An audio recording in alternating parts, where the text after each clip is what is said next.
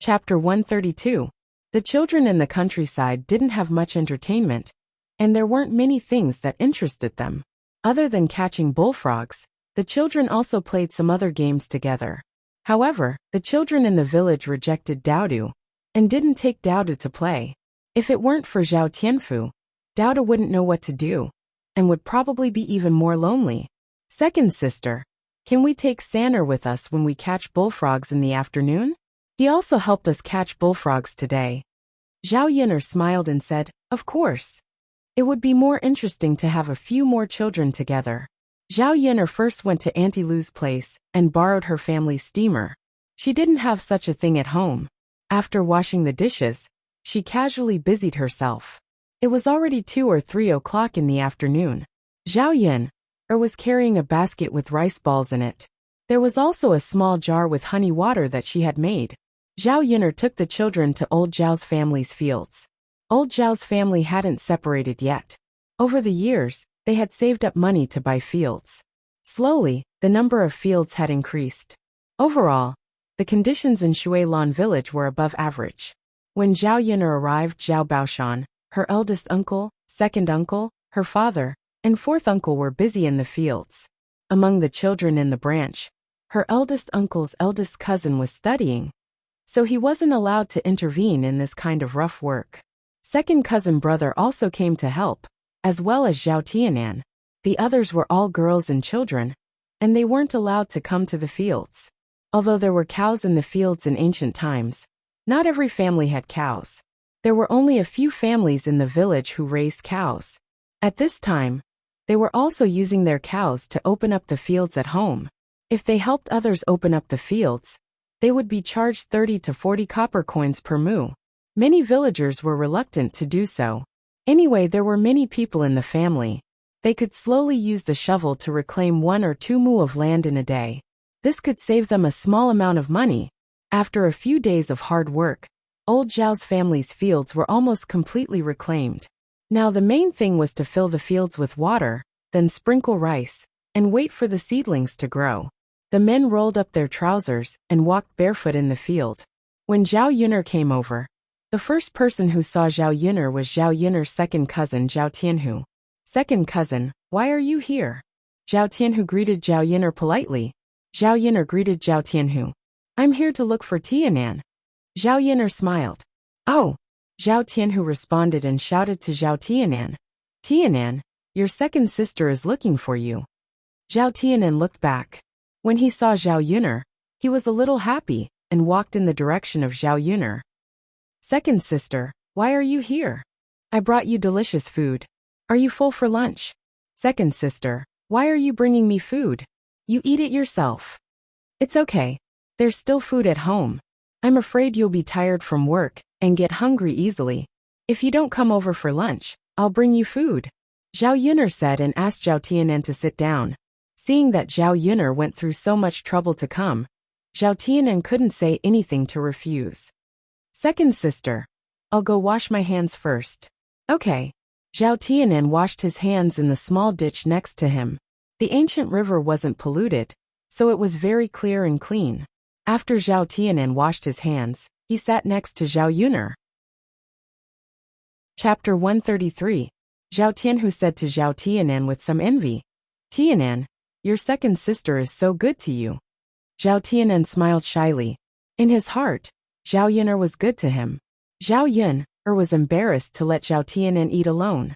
Seeing that Zhao Tianhu usually treated her well, unlike the other people in old Zhao's family, she said to Zhao Tianhu, second cousin, wash your hands and eat one too. It's easy to get tired from working. Zhao Tianan wanted to refuse, but he didn't have enough for lunch. Looking at Zhao Yin'er pinching the fragrant rice balls, his mouth was overflowing with saliva. So he said, okay, thank you, Yin'er. You're welcome. As for the other people in old Zhao's family, Zhao Yin'er didn't greet them. There were only 4 rice balls, and it wasn't enough to eat all of them. Zhao Tianhu ate one and asked him to eat another, but he was unwilling to eat more. Second sister, your rice balls are really delicious, Zhao Tianan said. The rice balls that other people pinched didn't have any vegetables in them, but Zhao Yin'er picked up shredded pork with green peppers. It was the most appetizing thing. So naturally she felt it was delicious. Yes, Cousin Yin'er's rice balls are really delicious. Zhao Tianhu didn't expect that the food that Zhao Yin'er sent over would be so delicious. After eating it, the aftertaste was endless. It wasn't that Zhao Yin'er's food was really good, but old Zhao's family's food was too poor during this period of time. They ate coarse grains and vegetables every day. Drink some water after eating. Zhao Yin'er handed over the honey water again. Thank you, second sister. After Zhao Tianan muttered a few mouthfuls, he found that it was sweet. Second sister, this is honey water, right? Yes. Second sister.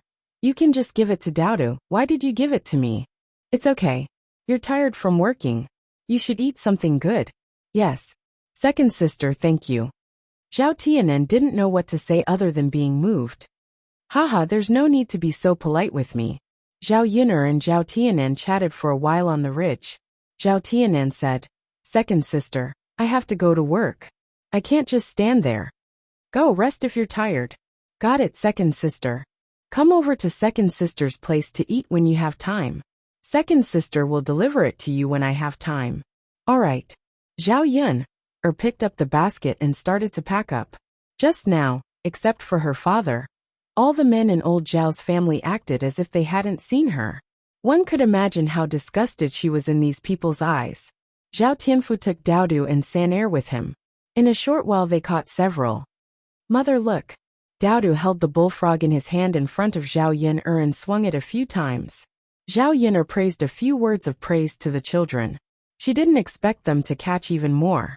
Within an hour, he had actually caught 20 of them. The countryside wasn't polluted, so no one caught bullfrogs. In addition, there were many insects in spring, so the bullfrogs grew more and more quickly. Looking at so many bullfrogs, it was estimated that they could eat several meals. An idea suddenly popped up in her mind. Should she take these bullfrogs to town and sell them for money?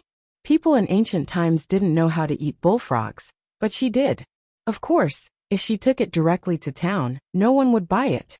She could first take it to a restaurant, cook it, let people try it, and then sell it to the restaurant. Such a delicious bullfrog should be able to sell well. Chapter 134. Only by earning more money could she bring Daodu to live a good life. Let's go back. Mother will make steamed buns for you to eat as a reward. Zhao Yin'er said with a smile.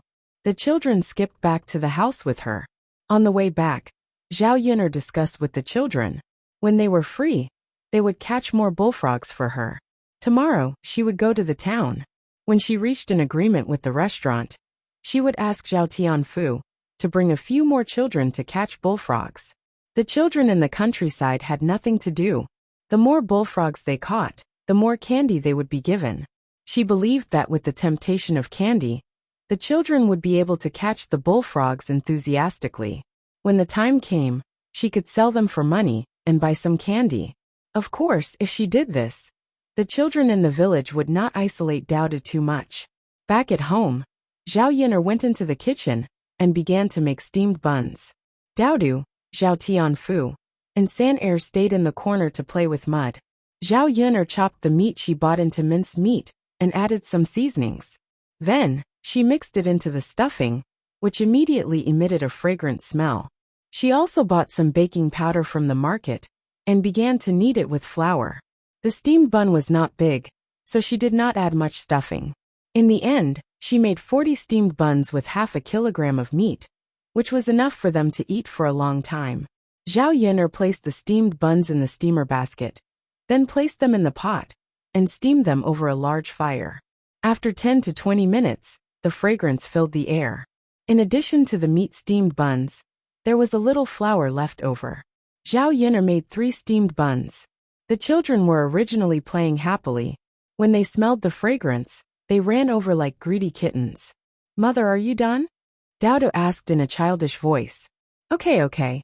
Wash your hands first. Otherwise, if your hands are dirty, you will have a stomachache if you eat the steamed buns. Zhao Yin'er brought out a basin of water and washed the children's hands one by one. Then, she took out the steamed buns and let them cool before handing them to the children. Here, have a taste. Zhao Yin'er gave one to each child. When he handed it to Zhu San was too embarrassed to take it. Auntie, I don't need it. My mother said that I can't just eat other people's food. Auntie has a lot here. You caught a bullfrog for Auntie today. This is your reward. But Zhu San wanted to say something, but seeing Daodu and Zhao Tianfu's satisfied expressions, she swallowed her saliva.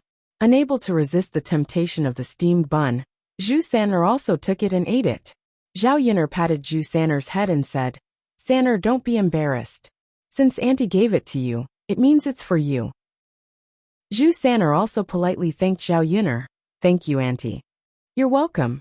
Mother, the meat buns you made are so fragrant and delicious, much better than the buns bought in town.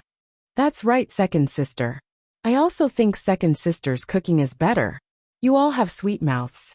If you like to eat, then eat a few more. There's still a lot. When Zhao Yun'er called the children to eat, she also ate one herself. With a bite, her mouth was filled with the fragrance of meat. Her cooking skills were really good. Chapter 135. Mother, can I get a meat bun for Little Black? Daoda didn't forget about Little Black after he finished eating. However, Daoda knew that meat buns were good stuff, and Zhao Yun'er might not be willing to part with them. Mother, I'll eat one less and give it to Little Black, okay?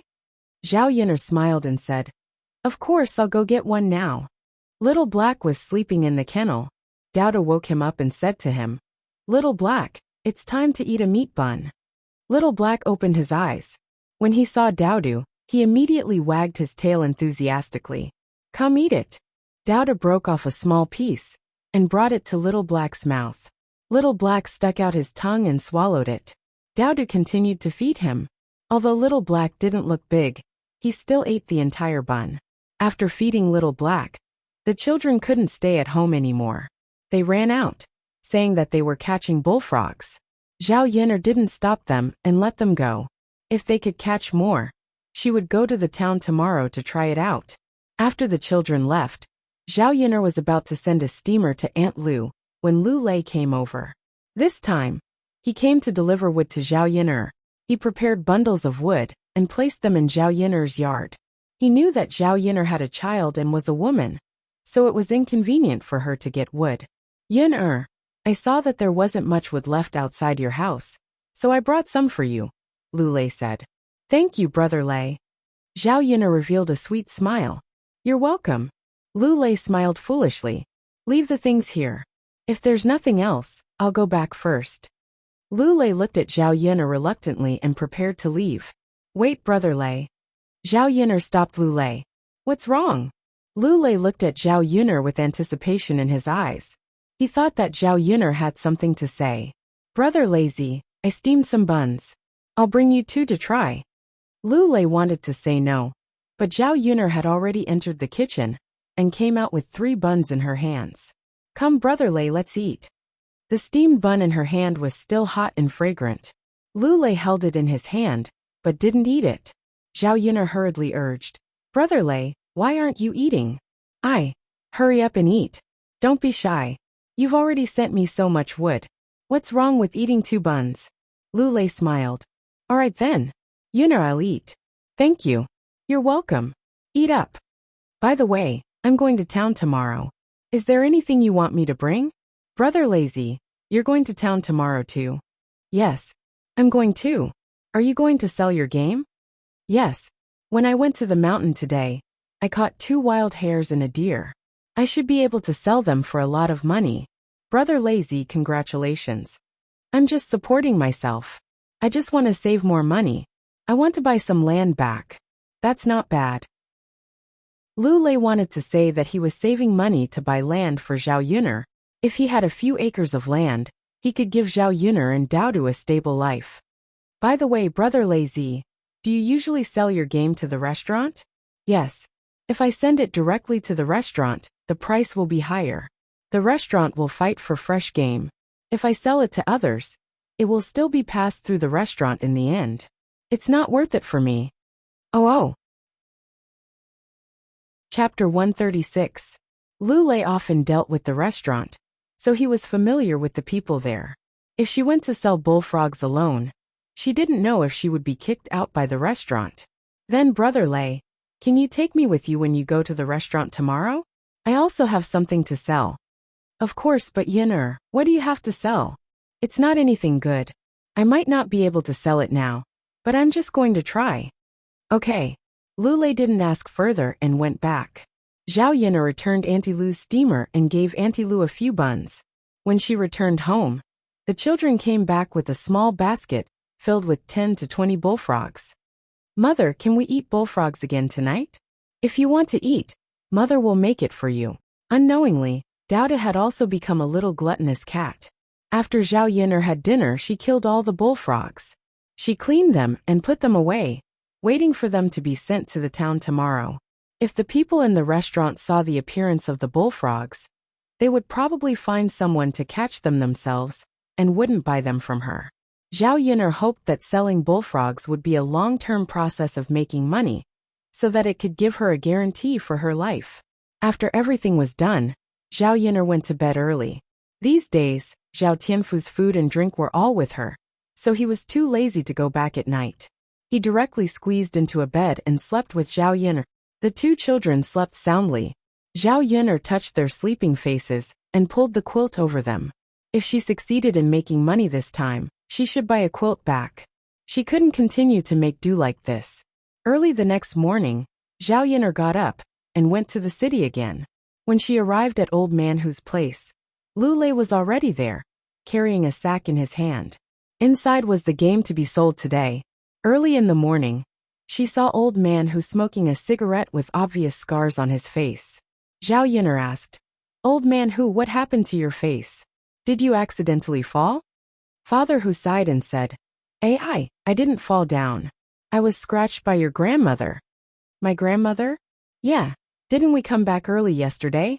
As soon as your grandmother came back, she rushed to my house to reason with me, saying that I shouldn't have thrown her down, causing her to spend 30 copper coins in a carriage to come back. Zhao Yin'er felt that Hu Chunhua was really weird. She was the one who didn't want to reason with Hu Chunhua. But in the end, she found someone else to reason with. However, it wasn't the first time that Hu Chunhua was unreasonable. After Father Hu finished speaking, the women in the car who knew the truth of the matter yesterday all condemned old Madame Hua. All right, let's not talk about this anymore. Let's go. Old Man Hu put down his pipe and chuckled. The ox cart started to move unsteadily. When Zhao Yin'er arrived in Sun City, she followed Lu Lei to one of the bigger restaurants in Sun City, Feline Restaurant. The game that Lu Lei sold had been compared with several restaurants, and this restaurant gave the most honest price. For a long time, Lu Lei had been working with this restaurant. The waiters in the restaurant already recognized Lu Lei, so Zhao Yin'er and Lu Lei successfully entered the backyard of the restaurant. The waiters inside were very busy, running back and forth. Chapter 137. Lu Lei smiled at the waiter of the restaurant and said, It's okay, don't worry, I'll wait. Okay. Zhao Yin'er looked around, curious about what the kitchen of this ancient restaurant looked like. After looking around, she found that the kitchen of this ancient restaurant was really big. Many cooks were busy working in the front and back, and there were also manservants in the kitchen.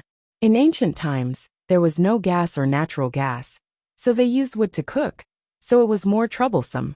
A burst of fragrance floated out from the backyard. Zhao Yin'er and Lu Lei waited for about 20 minutes before the restaurant's shopkeeper came over. He was a man in his early 40s, dressed in black clothes, and his hair was neatly combed. Unlike other merchants, he did not have the air of a merchant. The shopkeeper, Sun Zhongquan, walked in front of Lu Lei and explained to him. Today, an important guest came to the restaurant, so it was delayed.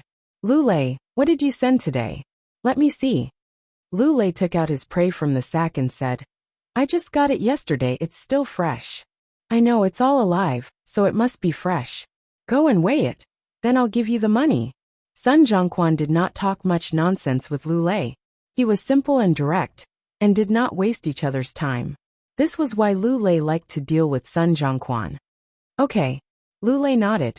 Lu Lei's prey was much more than before, and this time he sold it for more than 800 copper coins. Zhao Yin'er was a little envious, but at the same time, she was happy for Lu Lei. Shopkeeper, Then you continue with your work. I'll leave first. Lu Lei said goodbye. Okay. Wait. Zhao Yin'er suddenly said. Lu Lei and Sun Zhongquan both looked at Zhao Yin'er. Lu Lei knew that Zhao Yin'er came to the restaurant today to sell something, but he was in a hurry to leave, so he forgot. Sun Zhongquan asked, Miss, what's the matter? Zhao Yin'er put down the basket on her back, then took out the washed bullfrog meat and put it in front of Sun Zhongquan. Shopkeeper, this is what I brought. Take a look and see if you accept it. Sun Zhongquan's attitude was not bad. He did not ignore Zhao Yin'er. Little girl, what is this? Sun Zhongquan didn't recognize the bullfrog meat made by Zhao Yin'er. He had been running the restaurant for many years and had seen many ingredients. Shopkeeper, this is a bullfrog. I caught it from my family. It tastes pretty good. Although Zhao Yin'er said so, Sun Zhongquan did not have much interest. Miss, I've never seen this thing before, so I don't know if it's edible. Besides, even if it's edible, my chef hasn't made it before, and my customers haven't eaten it before, so I might not be able to sell it. Usually, the restaurant sends a lot of ingredients over. Sun Zhongquan's meaning was obvious. He didn't want to accept it. In fact, it was understandable. The restaurant was not willing to take the risk of casually bringing something over. Sun Zhongquan was being polite. If it was someone else, she would have been kicked out of the restaurant. Chapter 138. This. Manager, why don't you let her try it? You won't lose out anyway. Lu Lei chimed in from the side. Sun Zhongquan thought for a moment and nodded. The competition in the restaurant business in Yang City was still quite fierce. If there were no fresh and special dishes that other restaurants didn't have, it would be difficult to attract customers. If Zhao Yin'er did well this time, it wouldn't hurt to use it. Thank you, manager, Zhao Yin'er said with a smile. As long as she was given a chance, it would be easy. Manager, let me borrow your kitchen for a while. Okay. Sun Zhongquan led Zhao Yin'er into the kitchen. There were more pots in the kitchen, so he let Zhao Yin'er have one. Before cooking, Zhao Yin'er first washed the bullfrog, and then drained the water. She poured some oil into the pot, and after heating it up, she added star anise, chili, pepper, garlic, and ginger and stir-fried it until it was fragrant. Then, she added some cooking wine, soy sauce, salt, and sugar and stir-fried it until it was smooth. Then, she added a little water, and continued to stir-fry it. After about 3 to 5 minutes, the broth had dried up, and a pot of boiled bullfrog was ready to be served. The fragrant smell immediately attracted the attention of the surrounding people. What is this? Why is it so fragrant? Yeah, it smells so good. I've never seen it before. We don't know. Where did this little girl get it? I don't know. Anyway, smelling this fragrance, it should taste good. Sun Zhongquan looked at Zhao Yin'er, who was cooking very neatly. Her cooking skills were not inferior to the chefs in the restaurant. He couldn't help but take a few more glances at Zhao Yin'er. This girl's cooking skills seemed to be good. Zhao Yin'er scooped up the cooked bullfrog, filling 2 plates. The other chefs in the restaurant couldn't help but come over, wanting to taste the bullfrog. Come, manager, try it, Zhao Yin'er said and handed over the chopsticks. Sun Zhongquan nodded. All right. After picking up a piece and putting it into his mouth, Sun Zhongquan's eyes widened at the delicious taste, tender meat and aroma of the bullfrog. This taste is really good, delicious, delicious. Sun Zhongquan praised as he spoke. Manager, can we try it? The other chefs were also eager to give it a try. Come on, have a taste. Don't blame me for saying that there aren't many dishes in our restaurant that can compare with this. Chef, who was originally unconvinced, also repeatedly praised it after tasting it. The smell was right there, and it was impossible not to be convinced. Shopkeeper, what do you think? Do you think I can buy it?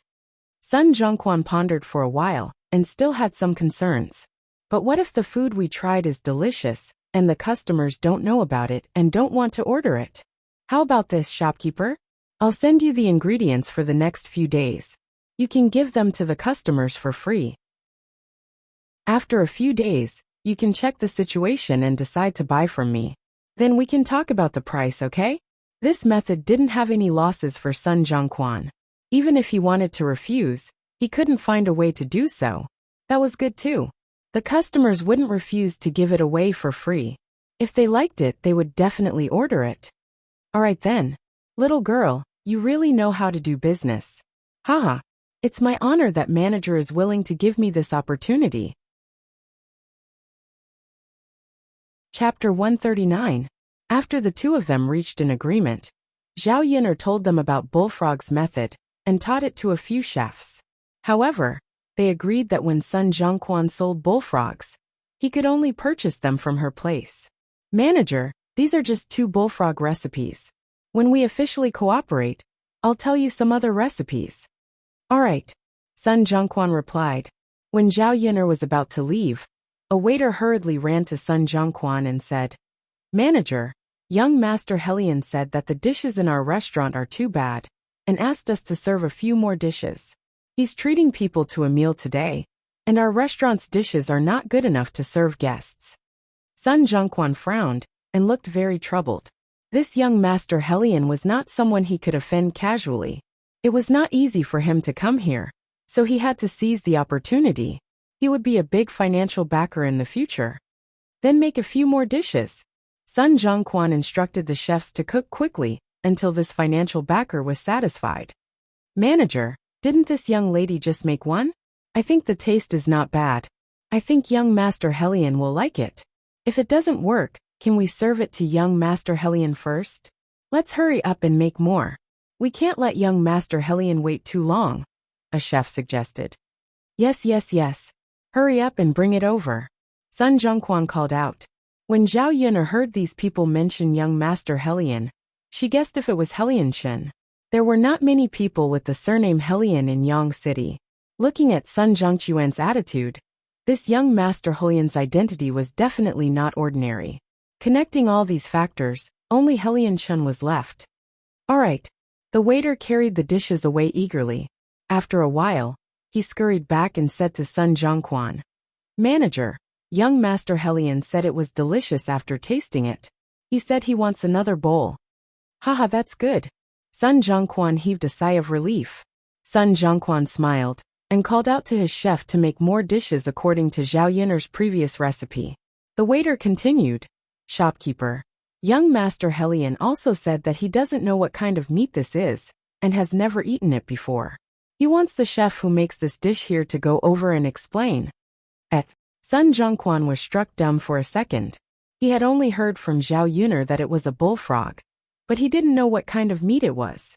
He didn't dare to answer Helian Chen's question, and only said that it was bullfrog meat. If Helian Chen continued to ask and he couldn't answer, Helian Chen might get angry. Therefore, Zhao Yun'er still had to go over and explain to Helian Chen. Miss, if you're not in a hurry to go back, is it convenient for you to explain to my guest? Sun Zhongquan's attitude was very polite. Zhao Yun'er could not refuse. She was the one who had sold this thing, so she had to explain it clearly. Thus he replied, Yes, shopkeeper. Sun Zhongquan asked the waiter to bring Zhao Yun'er to the private room. Zhao Yun'er arrived in front of the private room. When she pushed the door open and entered, the person inside was indeed Helian Chen. And sitting beside Helian Chen was Mu Lianfeng. The moment she saw Mu Lianfeng, Zhao Yun'er was slightly stunned. She didn't expect to see him again, and in such a short period of time. However, Mu Lianfeng's expression didn't look very good. The moment Mu Lianfeng saw Zhao Yun'er, his eyes lit up, and his originally gloomy expression finally looked much better. Chapter 140. That woman's appearance was not bad. She looked like she was 16 or 17 years old. She was dressed in peach-colored clothes and was very gorgeous and pretty. There was a golden hairpin on her head and tassels hanging down from her forehead. She was really a lovely and beautiful lady. Zhao Yun'er felt that even if she were a woman, she would be attracted to her. This ancient era did not seem like the 21st century. There was not much makeup on her face, so she still had a very pure feeling. Helian Chen looked up and saw Zhao Yun'er. He hurriedly greeted Zhao Yun'er with a smile. Miss Yun'er, why are you here? Zhao Yun'er smiled and nodded at Helian Chen as a greeting. She pointed at the bullfrog on the table and said to Helian Chen, Young Master Helian, didn't you say yourself that you wanted to know what this is? Helian Chen glanced at the bullfrog and was stunned. Then he smiled and said, Miss Yinner, did you make this? Haha. I was wondering why it was so delicious. Your culinary skills are naturally needless to say. But why did you come to Feline restaurant to cook? Could it be that you became a chef here? Zhao Yinner smiled and shook her head. Her culinary skills were all right, and could make people feel that the taste was not bad. However, compared to these professional chefs, there were still many shortcomings. Then why? Helianchen asked curiously. Why do you have so many whys? Mu Lianfeng scolded Helianchen unhappily. Helianchen looked at Mu Lianfeng. Ah Feng, why are you pretending? Am I not helping you to ask? Don't tell me you don't want to know. Mu Lianfeng's mouth twitched, but he did not refute. Mu Lianfeng's reaction made the woman sitting at the side a little unhappy. Her gaze could not help but fall on Zhao Yin, with a trace of hostility in her eyes. Cousin, who is she? Morong Shuang asked. Her cousin usually didn't care about any woman. Even to her, he had a cold and indifferent attitude. But to Zhao Yin it was a little different. Mu Lianfeng glared at Helianchen. This fellow must have said this in front of his cousin on purpose. Helianchen looked at Mu Lianfeng gloatingly. Mu Lianfeng touched his forehead and said, Not anyone, just a friend of mine. Morong Shuang remained skeptical. Friends? Cousin, she's just a country bumpkin. How can you be friends with someone like her? Morong Shuang looked at Zhao Yin, with a hint of disgust in her eyes. Zhao Yin frowned when she heard Morong Shuang's words. What kind of words were these? Just because their statuses were different, and the difference was too great, they couldn't be friends with others? The corners of her mouth curled up with a sarcastic smile. Perhaps what Morong Shuang said was the most normal thing in the eyes of the people of this era. In the eyes of others, she and Mu Lianfeng were not even fit to be friends, let alone be together. Mu Lianfeng's mouth twitched, and he looked at Zhao Yinner worriedly, afraid that Zhao Yinner would be angry. What he saw was Zhao Yinner's calm face. Cousin, do you still want to care who I'm friends with? Mu Lianfeng replied indifferently, but Morong Shuang knew that Mu Lianfeng was angry. Cousin, Gu Ning said. Chapter 141. How dare she seduce her cousin's woman? She would never let her go. The reason why she didn't speak now was because she didn't want Mu Lianfeng to be angry. Anyway, some things could be done behind the scenes. There was no need to make Mu Lianfeng unhappy. Sister Shuang Miss Yun'er is very good. It's okay to be friends. She's also my friend. Helianchen also chimed in. Zhao Yin'er felt the hostility from Morong Shuang. She guessed that Morong Shuang must like Mu Lianfeng, which was why she treated her like this. There was an indescribable feeling in her heart. It was a little bitter. Zhao Yin'er couldn't force a smile. She changed the topic and pointed at the bullfrog on the table to explain to Helianchen. This dish is made with bullfrog. You probably haven't eaten it before. That's why you think it's delicious. What's a bullfrog? It's something that looks a little like a toad. When Zhao Yin'er finished speaking, the people in the private room immediately felt their stomachs churn. They were so disgusted that they were about to vomit. Because it was Morong Shuang's first time tasting that kind of delicious taste. She also ate a lot just now. After Zhao Yin'er finished speaking, she retched and slapped the table. Then she stood up and pointed at Zhao Yin'er and reprimanded. You bitch, you actually let me eat this. Do you want to die? How can you even serve such a disgusting thing? Let's see if you'll be punished later. After Morong Shuang finished speaking, she pulled Mu Lianfeng's hand and said, Cousin, look at her. Just thinking about it makes me sick. She actually let us eat this kind of thing. Mu Lianfeng endured the discomfort in his chest. In fact, he was also disgusted. Helianchen simply retched under the table. Zhao Yin'er frowned even deeper. Weren't these people's reactions a little too exaggerated? If she had known, she wouldn't have mentioned the toad. Cough cough. After Helianchen coughed heavily a few times, he said to Zhao Yin'er, Miss Yin'er, how can this toad be eaten? I only said it looks like a toad. It's not a toad. Bullfrogs can be eaten. You've also tasted it. It's delicious and its meat is very tender. Other meat can't compare to it. It's really not a toad. Helianchen still asked with uncertainty. No. If it is, you should be poisoned now. Aren't you fine now? Helianchen thought about it and agreed.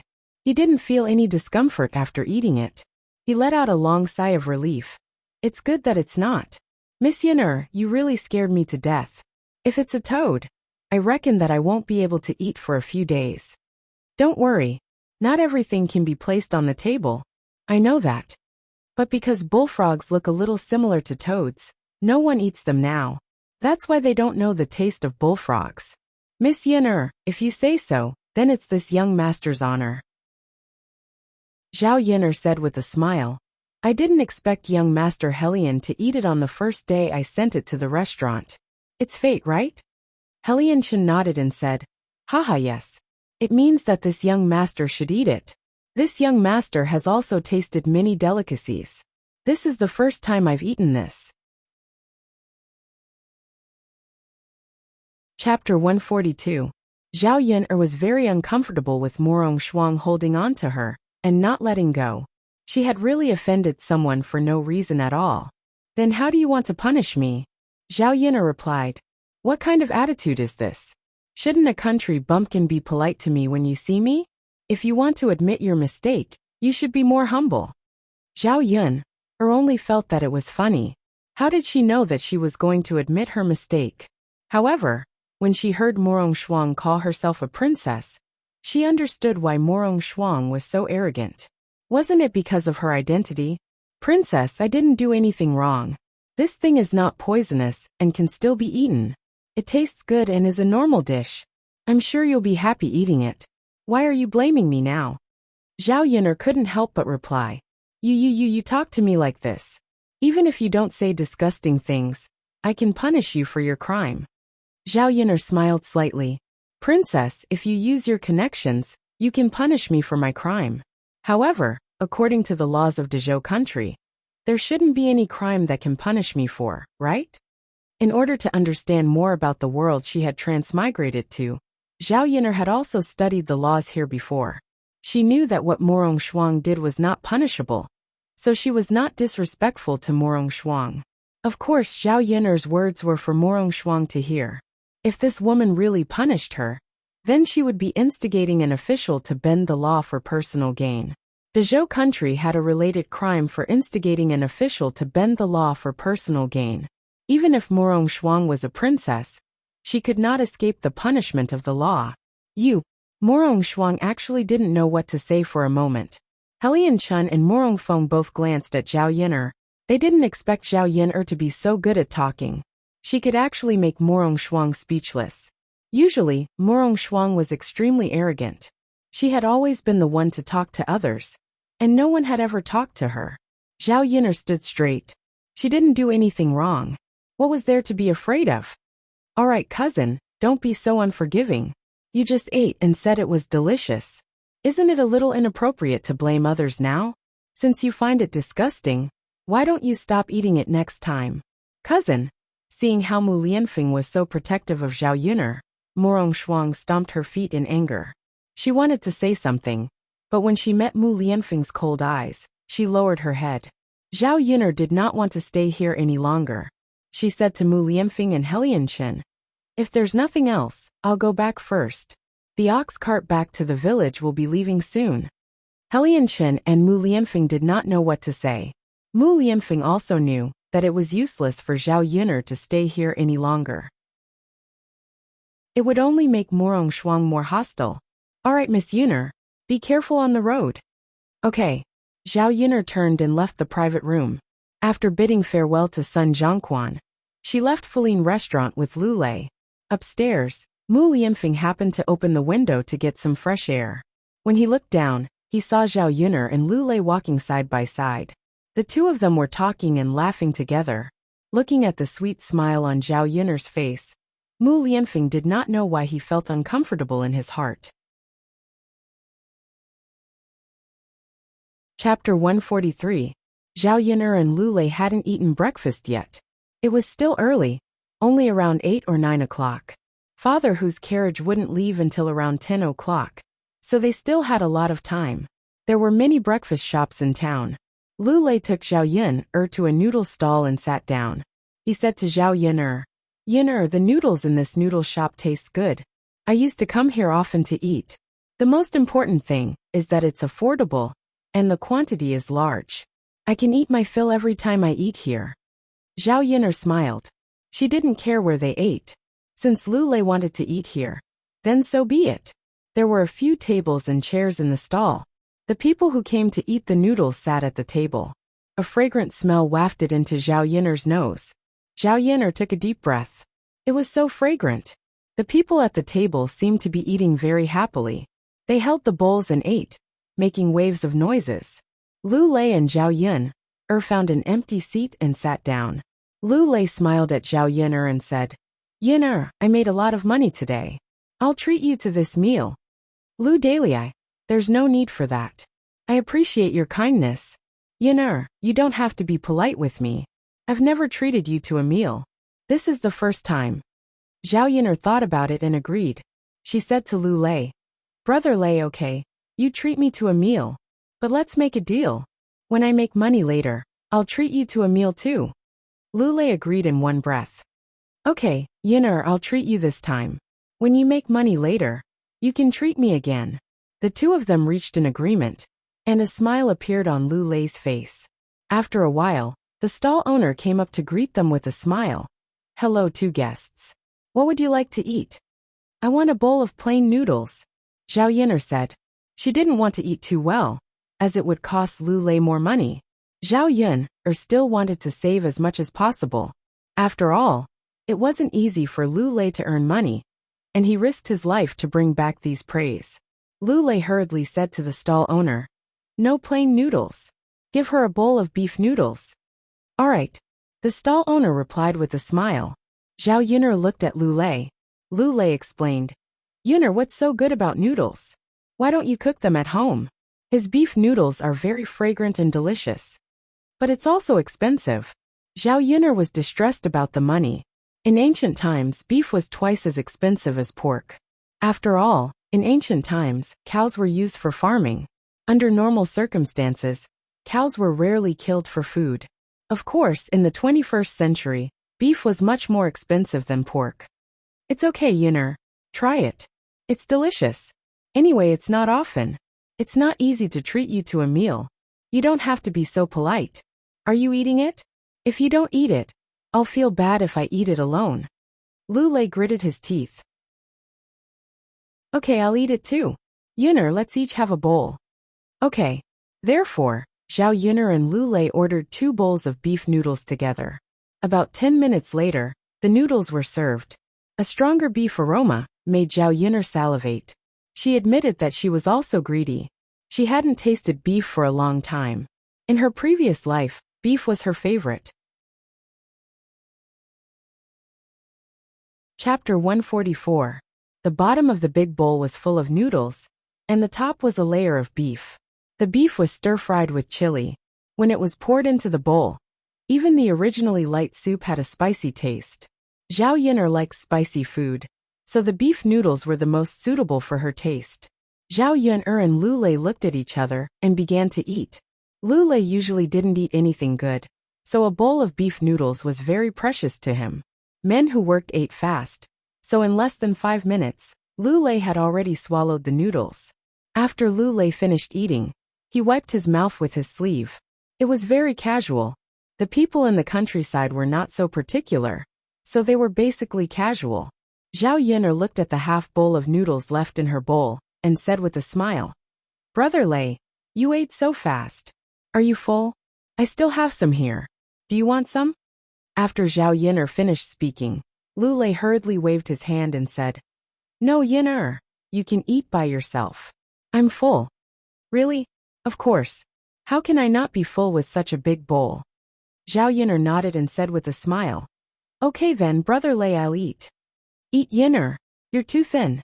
You should eat more. It's not good for girls to be too thin. It'll hurt when I carry you like that." Cough, cough. Zhao Yin'er coughed violently a few times. Some chili was stuck in her throat, and there was some burning pain. "Yin'er, what's wrong?" Lu Lei asked, looking at Zhao Yin'er with concern. "I'm fine." Zhao Yin'er continued to cough. She was just shocked by Lu Lei's words and accidentally choked herself. This guy, could it be that he knew how to hold a thin woman before? "Come, drink some water." Lu Lei picked up a bowl of water and gave it to Zhao Yin'er. After Zhao Yin'er gulped down 2 mouthfuls of cold water, Her throat immediately felt better. Yuner, eat slowly. Don't rush. All right. Zhao Yuner lowered her head and continued eating. After the two of them finished eating, Lulei bought some ingredients, rice, oil, and salt. The two of them then returned to Papa Hu's ox cart.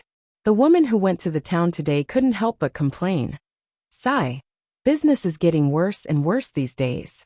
After selling for so long, my throat is sore. I wonder how much money I can sell. What can we do? What we're selling isn't anything good. Everyone has it. It's not easy to earn money. I can't live anymore. Don't say that, take your time.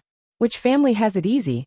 When the women were sighing, they saw Zhao Yuner and Lulei coming over. The two of them were talking and laughing. They must have made a lot of money. Thus she asked sarcastically, Yuner girl, you made a lot of money this time, right? As she spoke, the woman stretched her head towards Zhao Yuner's basket. The things are all gone. That means they're sold out. Zhao Yuner was very disgusted by other people's behavior. She didn't want to bother with that woman. Perhaps it was because the business today wasn't very good, and she thought that Zhao Yuner had made money. So she was in a bad mood. She said angrily to Zhao Yuner, What's with your attitude, girl? I'm asking you a question. You're mute and not talking. What does it have to do with you whether I make money or not? Who are you to me? Do I have to talk to you? You. Chapter 145. Zhao Yuner replied indifferently. She just couldn't understand why some people like to cause trouble for no reason. She didn't say anything. How did she provoke others? Of course, Zhao Yuner didn't know that others were just jealous of her. Damn girl. You people from old Zhao's family are really the same. You're just like that old woman Hua. The woman Zhao Yuner didn't know what to say. She could only start to scold Zhao Yuner in desperation. I am me. Don't put me together with anyone. Zhao Yuner warned her. Her eyes were a little cold, which frightened the woman. Oh, if you don't want to say it, then don't say it. But it's useless no matter how much money you make. Anyway, you can't buy land or the foundation to build a house. You'll give it to old Zhao's family later. Why are you so arrogant in front of me? The woman continued to speak unwillingly.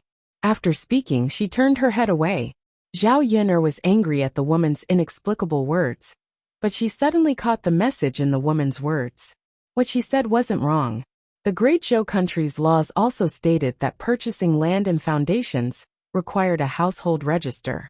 It was just like buying and selling real estate at the age of 21. One had to register their identity. In ancient times, the household registration was managed by special people in the county government. If one bought land, they had to register it again. However, Zhao Yuner and Daodu were only driven out by old Zhao's family. They didn't leave old Zhao's household registration. If she wanted to buy land, she could first go through old Zhao's family. Second, she could set up her own household and buy it herself. Of course, old Zhao's family had to agree to the separation, and Li Zheng had to nod his head. Then she could go to the county government to file the record. Thinking of this, Zhao Yuner frowned. She felt that it was very troublesome. She had to separate before she had a good life. Otherwise, when she had money in the future, she couldn't do these things. She would be targeted by old Zhao's family.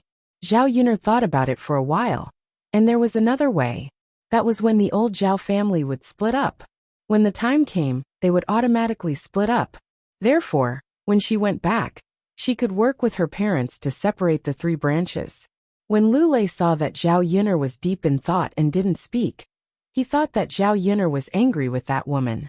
He comforted her. Yuner, don't worry about what others say. You'll only make yourself angry. Zhao Yuner smiled. I know, brother lazy. I understand what you're saying. It's like a dog biting me. I can't bite it back. Lulei was amused by Zhao Yuner. How come he didn't know that Zhao Yuner had such an unforgiving side? However, he liked it very much. Who are you calling a dog? The woman who had just quarreled with Zhao Yuner jumped out angrily again. Zhao Yuner faintly retorted. Did I say it was you? Why are you in such a hurry to jump out and admit it? You little tch. I really have to teach you a lesson. Old father who saw that a fight was about to break out again. So he quickly knocked on the tobacco pipe. Okay, stop quarreling. Let's go back to the village. If you're still quarreling, get off the carriage. The woman obediently shut her mouth. Zhao Yuner naturally couldn't be bothered to make a move. If she really made a move, she would be able to beat a big man like her, let alone a woman. It was a matter that could be solved in minutes. The carriage slowly arrived at Shuilan village. On the way, Zhao Yuner was thinking about how to instigate Zhao Wenhua and Liang Jinxiao to split up. Chapter 146. When Zhao Yuner returned to Shuilan village, Daodu and Zhao Tianfu were both at home. They didn't run around. When Little He saw that Zhao Yuner had returned, he barked a few times at Zhao Yuner. However, it was the kind of bark that warmly welcomed its owner back. Mother, Daodu trotted over. Zhao Yuner patted Daodu's head. Are you hungry? Mother will cook for you. Daodu nodded heavily. Okay. Mother, look, little uncle and I caught a lot of bullfrogs and put them in the bucket. Zhao Yuner patted Daodu's head encouragingly. Daodu and little uncle are awesome. Then did mother sell any bullfrogs today? Of course I'll sell more in the future. When the time comes, mother will be able to earn a lot of money and buy a lot of delicious food for Daodu. Okay. Daodu seemed to be very happy. Catching bullfrogs not only could make money, but it was also fun. Therefore, Daodu was even more excited. At noon, Zhao Yuner steamed the buns from yesterday and fried 2 side dishes. It was quite satisfying. After lunch, Zhao Yuner asked Daodu to look after the house, while she secretly stuffed a few buns into her sleeve. She was going to give them to Liang Jinxiao later, and discuss the separation of the family. Yesterday, she didn't give any buns to her parents. She knew that old Zhao's family would probably keep an eye on Zhao Tianfu, if they caught Zhao Tianfu delivering the buns once. If she let Zhao Tianfu take the things back, he would be easily discovered. When Zhao Tianfu was discovered again, many of the good things that the third branch didn't expect would be eaten by others. When Zhao Yuner arrived at old Zhao's house was still very lively. In ancient times, most of the people were from big families. Each family had dozens of members, especially those that had not been separated. Zhao Yuner was very familiar with this place from the memories of the original owner. After all, she had lived here since she was young. Old Zhao's house was a common adobe house in the countryside. The house was built decades ago when Zhao Baoshan and Hua Chunhua had just gotten married. The house faced south, with 3 rooms in each direction. The first branch and his wife shared a room, while the eldest cousin and his wife shared a room. The second branch, third branch, and fourth branch were all in the 3 rooms on the west side. Zhao Xinhui's room in the north was next to Hua Chunhua's room. The room in the east was used as the kitchen, and the remaining room in the north was used as a storeroom. Therefore, although there were many rooms in old Zhao's house, it was still a little crowded with so many people living together. Basically, one family lived in one room. Old Zhao's yard was also surrounded by a fence. There were 2 jujube trees in the yard. They were very tall, and had been there for more than 10 or 20 years. Usually, they would stay under the trees to enjoy the cool air. When the jujubes ripened, they could be harvested. The jujubes could be sold for 1 copper coin per kilogram in town. Therefore, old Zhao's family treasured them, and was unwilling to cut them down. When they saw Zhao Yuner come over, old Zhao's family members all looked at Zhao Yuner. Hey, I really saw a ghost. Why did this girl come over? Li Chuiying put down the things in his hands, and looked curiously at Zhao Yun. Father, mother, come over and take a look. Yun is back. Li Chuiying greeted. Zhao Yuner's mouth twitched. This Li Chuiying spoke in a strange tone, as if he was trying to stir up trouble. There were many people in the yard. Some were playing, and some were working. Zhao Yuner saw that her mother was washing things.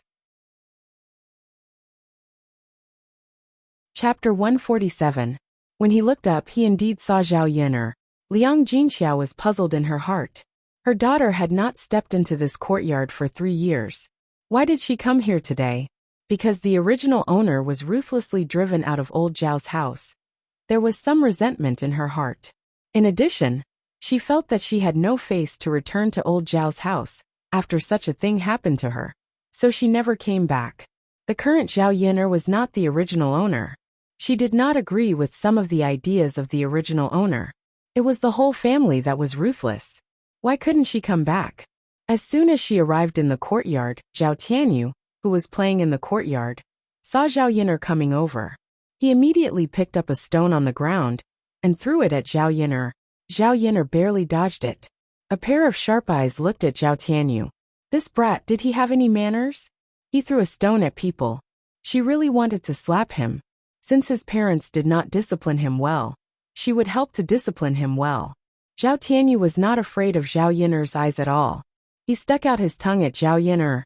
He continued to pick up stones on the ground and threw them at Zhao Yin'er. Zhao Tianyu acted like this because he was in old Zhao's house, which was his own house. His parents were behind him. Even if he threw stones at Zhao Yin'er would not dare to do anything to him. Li Chueying not only felt that Zhao Tianyu did not do anything wrong, but also felt very proud of Zhao Tianyu's rude behavior. His son was great. He taught Zhao Yin'er, this little b*tch a lesson. Throwing it out once was fine, but throwing it out a second time, no matter how good Zhao Yin'er's temper was, she couldn't bear it anymore. Not to mention that he was a child. She could not lower herself to the same level as a child. Some brats would be more unscrupulous if they were not taught a lesson. So Zhao Yin'er walked in front of Zhao Tianyu and grabbed his collar. You try to hit me again. Zhao Tianyu suddenly struggled in Zhao Yin'er's hands. Zhao Tianyu was still a little scared when Zhao Yin'er grabbed his collar. Let go of me. Let go of you. You almost hit me. If I didn't dodge in time, wouldn't I be hurt by you? Wouldn't it be too easy to let you go? As Zhao Yin'er spoke, she slapped Zhao Tianyu's butt. This slap is to tell you that since you did something wrong, you should be punished. As she spoke, Zhao Yin'er slapped him and continued to say to Zhao Tianyu, this slap is because you know your mistake and don't change it. You don't have any remorse. The strength of Zhao Yin'er's hand was very strong. She hit Zhao Tianyu's buttocks and did not hurt him too much. Zhao Tianyu cried out, Mother, mother! Li Chueying angrily rushed in front of Zhao Yin. You wicked girl, you hit my Tianyu again. How dare you hit my precious son here? Zhao Yin'er saw Li Chueying rushing over and threw Zhao Tianyu into Li Chueying's arms. A cold voice sounded. You were watching just now. Don't you know? Your son threw stones at me again and again. Since you don't discipline him, I have to deal with him myself. Chapter 148. Haha, she's not young anymore. She's so old. Can't she tell right from wrong? She's already 6 years old. How can she not know the consequences of throwing a rock at someone? If she really doesn't know, then I can only say that you didn't teach her well. My Daodu already knows when he's 3 years old. Zhao Yin'er said sarcastically. Zhao Yin'er's words made Li Chueying even more arrogant. This wretched girl was too much. Zhao Yin'er, you're really something. Not only did you have the nerve to come back, but you also dared to hit my Tianyu. Don't go. Just wait for me. Li Chueying shouted. She didn't dare to fight with Zhao Yin'er, because Li Chueying knew that she couldn't beat Zhao Yin'er. Later, she would call her man over and teach Zhao Yin'er a lesson. I wasn't planning to leave now. I'm looking for my mother. Zhao Yin'er replied indifferently. Zhao Yin'er said and turned to Liang Jinxiao. Liang Jinxiao put down the things in her hands and sighed. Zhao Yin'er hit Zhao Tianyu. Li Chueying would probably turn the world upside down later. However, she didn't object to Zhao Yin'er's actions. Zhao Tianyu was too naughty. If such a big rock hit his head, he would definitely bleed. Yin'er, why are you here? Liang Jinxiao asked. She knew that Zhao Yin'er must have something to do. Otherwise, she wouldn't come over. Mother, let's go into your room and talk. Okay. Liang Jinxiao nodded. Just as the mother and daughter were about to enter the room, Li Chueying's attention turned to Liang Jinxiao. Third sister-in-law, stop right there. Liang Jinxiao shouted at Li Chueying. Liang Jinxiao was a soft-hearted person. Since he couldn't argue with Zhao Yin'er, he could ask Liang Jinxiao for an explanation. Second sister-in-law, what's wrong? Liang Jinxiao asked. What's wrong? What do you think is wrong? Your daughter hit my son, and you're not going to do anything about it? Liang Jinxiao lowered his head and didn't know what to say. What are you talking about? This wretched girl of yours is going to turn the sky upside down. And you still don't care? Did you teach your daughter any manners? Zhao Yin'er couldn't stand it anymore. Li Chueying only picked on the weak. Second aunt, what are you talking about? No one is worse than Tianyu in terms of manners. You'd better teach your son well before you talk about my mother. Zhao Yin'er said, and pulled Liang Jinxiao to signal Liang Jinxiao to ignore Li Chuiying. Then she pulled Liang Jinxiao into the room of the third branch. Li Chuiying was so angry that she stomped her feet. Good, very good, very good. She now knew that Zhao Yin'er wasn't the little girl she used to be. She shouted at her room angrily. Jinger, come out right now and go to find your father in the field. Zhao Jinger came out of the room and answered Li Chuiying. Okay, mother, I'll go right now. Zhao Jinger was Li Chuiying's eldest daughter. She was only 16 years old this year. She wasn't ugly but wasn't good-looking either. She was quite obedient. Hearing Li Chuiying's order, she immediately ran to the field to call Zhao Wenshui back. Mother, it hurts. Zhao Tianyu pouted and cried. Chapter 149. Zhao Tianyu nodded unhappily. He could only wait for his father to come back. Zhao Yin'er and Liang Jinxiao entered the room. Zhao Ping was sitting on the bed and scratching her feet. She kept rubbing her hands against her feet. Zhao Yin'er saw Zhao Ping rubbing her feet as soon as she came in. She immediately felt disgusted and her stomach churned. This woman was really disgusting and dirty. She was such a big girl, but she still didn't know how to be hygienic. Liang Jinxiao seemed like a good person, but how did his daughter become like this? She was a completely different person from the original owner. Zhao Ping saw Zhao Yin'er come in. She glanced at Zhao Yin'er indifferently and said with some disdain, "Why are you here? You still have the face to come back. I really admire you." Liang Jinxiao glared at Zhao Ping and motioned for Zhao Ping to not say that. After all, they were biological sisters. How could she speak like that? Zhao Ping rolled her eyes at Zhao Yin'er very unhappily. She really didn't know what was so good about Zhao Yin'er. She clearly did the ugly thing of getting pregnant before marriage. But in the end, Liang Jinxiao still sided with Zhao Yin'er.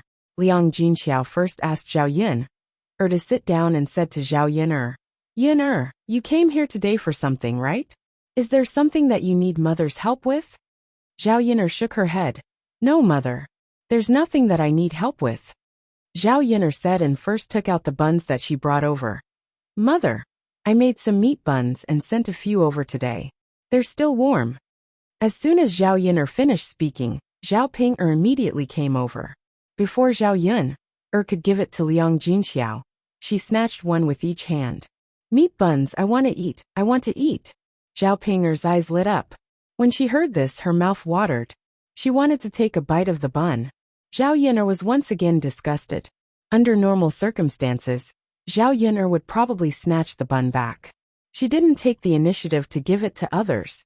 What she hated the most was shameless people snatching things from her. But Zhao Ping's hand grabbed the bun. She didn't want it anymore. Zhao Pinger.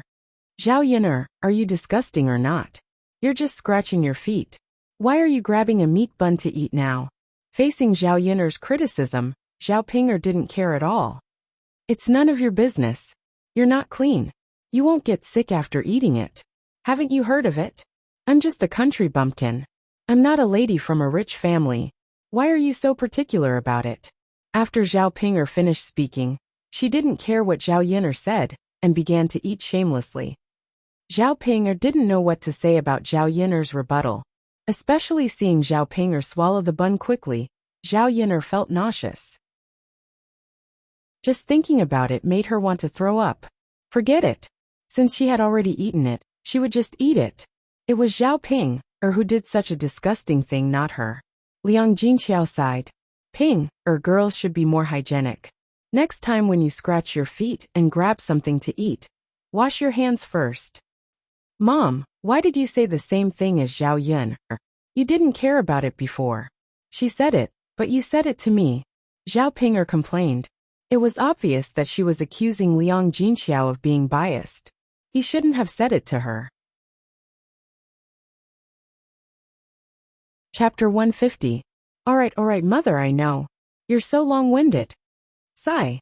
Zhao Pinger stared at Zhao Yin'er and said, "Do you have any more steamed buns? I'm not full yet. I want more." Zhao Yin'er snorted and said, "You've already eaten 2 steamed buns. Isn't that enough? Give the rest to me.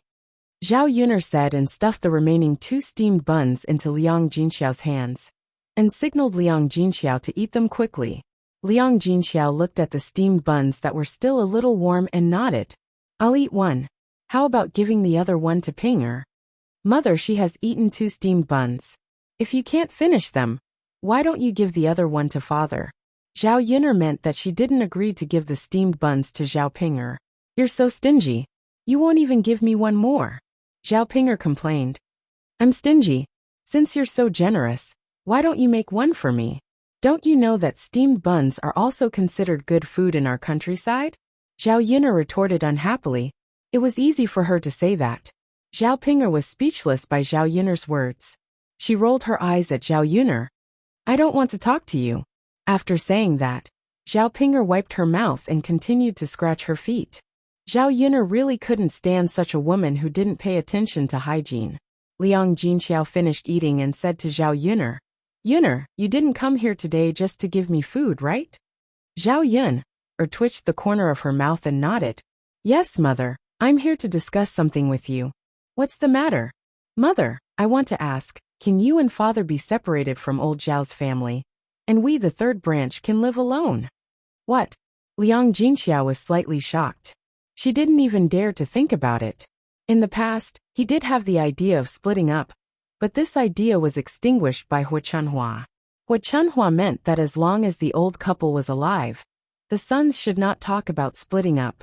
Naturally, if they didn't split from the family, everything in the family would be in the hands of Hua Chunhua. Not to mention other things, the money was in the hands of Hua Chunhua. Everyone in the family had their own private savings. If anyone proposed to split from the family, Hua Chunhua would definitely take desperate measures and scold the person who proposed it. Mother, why don't we separate from the third branch? When we're together, it's always the third branch that gets bullied. It's not easy for me to come over and deliver some food, but I still have to sneak around and be targeted by the other branches. If we separate from the family, there won't be so much trouble. Zhao Yuner didn't say that she wanted the third branch to split from the family, because she wanted to split from the family. It was not that she didn't believe Liang Jinxiao, but she was afraid that Liang Jinxiao would accidentally spill the beans and let others know. At that time, it wouldn't be so easy for them to split from the family. Well, Liang Jinxiao's face was full of hesitation. It was not that she didn't want to, but there was no way to tell Hua Chunhua. Zhao Ping stretched her ears to listen. This time, it was rare for her to speak up for Zhao Yuner. Mother, I think Yuner is right. It's better for us to split from the family. Otherwise, we won't be able to eat good food secretly. Chapter 151. Zhao Yuner frowned. She knew that splitting up was not easy, but it was not as difficult as ascending to the heavens, right? Zhao Yuner thought for a moment and asked, Mother, other than our branch, do the other branches want to split up? Your eldest uncle doesn't want to split up, but the other branches do. Liang Jinxiao said. She was very clear about the situation. The reason why the eldest branch did not want to split up was because Zhao Tianlong was studying. Every year, his school fees were not small. The entire old Zhao family only supported one scholar. However, the cost of studying in ancient times was not low. A year's school fees would cost several taels of silver. Old Zhao's family had a lot of fields. During their leisure time, many men went to the town to work. If they did not have a scholar, their lives would not be so poor. The entire family's annual expenses were spent on Zhao Tianlong. If they split up, the money earned by the other branches would naturally not be used to pay for Zhao Tianlong's school fees. His life would also be a little better. Therefore, the eldest branch would definitely not be happy about splitting up. Their branch alone could not afford Zhao Tianlong's school fees. Zhao Yuner thought for a moment. It would be easy to handle if that was the case. As long as the other branches of old Zhao's family all wanted to split up, then there would be an opportunity for them to bring it up. However, this opportunity needed to be created. Zhao Yuner thought for a moment. This matter still needed to be considered slowly. Zhao Yuner nodded at Liang Jinxiao and said, Mother, I understand. That's all for now. We'll talk about splitting up in the future. AI. Yin'er, remember not to mention it in front of others. If your grandmother finds out, it will be troublesome. Mother, I understand. Okay. Just as the mother and daughter were about to say a few words, there was a commotion outside the house. Not only did Zhao Wenshui come back, but the other men of old Zhao's family, and Hua Chunhua also came back. What happened? Why did you call me back? Zhao Wenshui asked Li Chuiying unhappily. Tianyu's father. Li Chuiying rushed to Zhao Tianyu's side and cried. She told Zhao Wenshui what happened just now. Zhao Wenshui reprimanded after hearing the story. I was wondering what happened. Why did you call me back for such a small matter? How annoying. Li saw Zhao Wenshui's father. She was immediately displeased. Tianyu's father, your son was bullied. Who else? If you don't avenge Tianyu, are you going to let Tianyu be bullied? Wasn't it just a child's butt? What could it be? What's more, how can a man like me say such a small matter? And it's my niece. Zhao Wenshui felt sorry for Zhao Tianyu, but as a man, he also wanted to save his face. He couldn't beat Zhao Yin'er, could he? He couldn't bring himself to do that. You son of a bitch. What small matter? It's a small matter that your son was bullied. Why did I marry such a coward? Li Chuiying began to cry again as she spoke. Zhao Wenshui's eyebrows twitched. You're such an annoying woman. You're unreasonable. Chapter 152. Just now, Zhao Jing'er rushed over to tell them that something had happened. They thought it was a big deal, but they didn't expect it to be such a trivial matter. It even alarmed Zhao Wenshui to come back. There was no one in the family who could be worry-free, especially Li Chuiying. She couldn't help with work, but she caused a lot of trouble. Zhao Baoshan disliked this kind of woman the most. Father, why are you all saying that? Zhao Yin'er, that wretched girl, came back and hit people. What's the reason for this? Besides, Mother said that she should not come back because of the shameful thing of getting pregnant out of wedlock.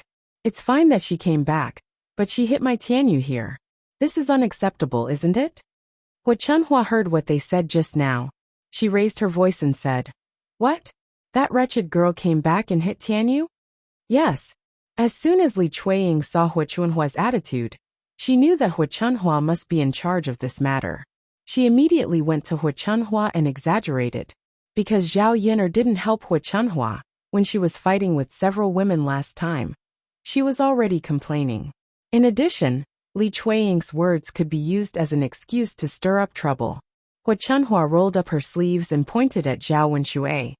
Second brother, go and teach that wretched girl a lesson.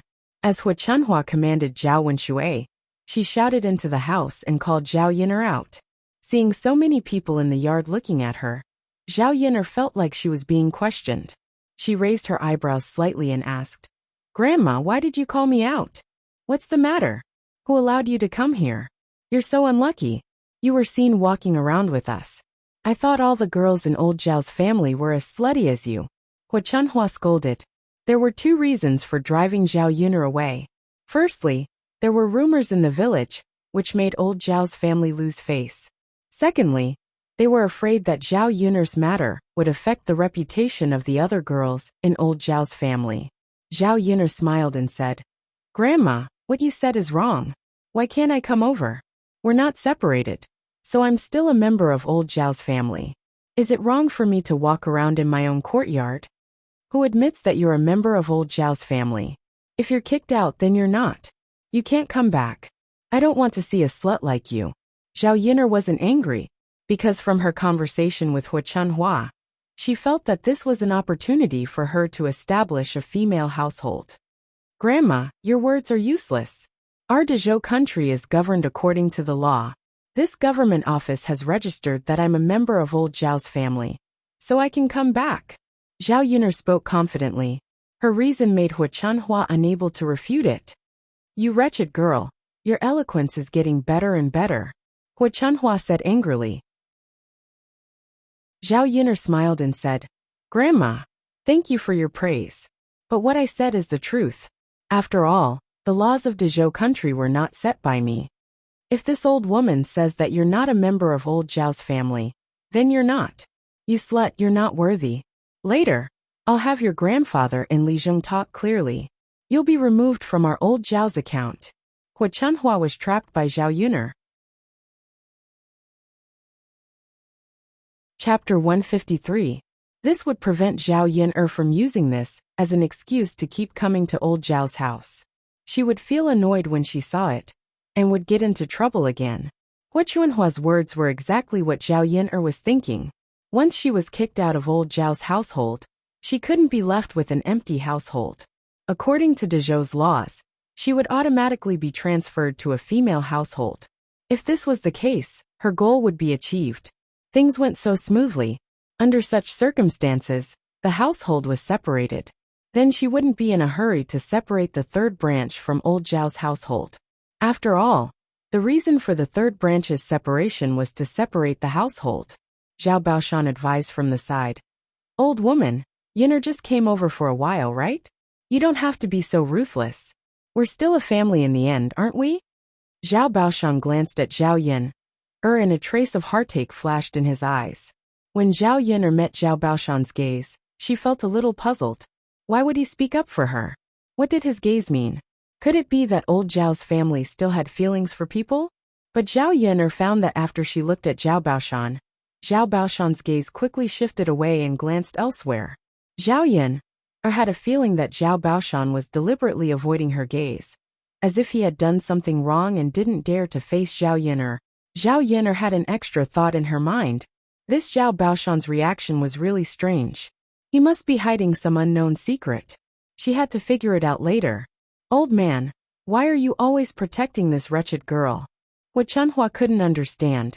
Zhao Yuner shamelessly came over, but Zhao Baoshan didn't seem to mind at all.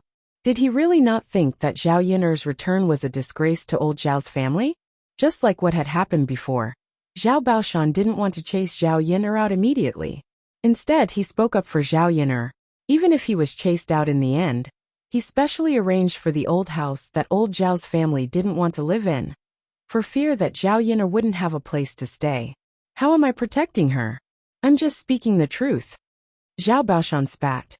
Old man, the problem now is that it's fine if she comes back, but she's still being unreasonable in our house. If you don't kick her out, who knows who she'll bully when she comes back?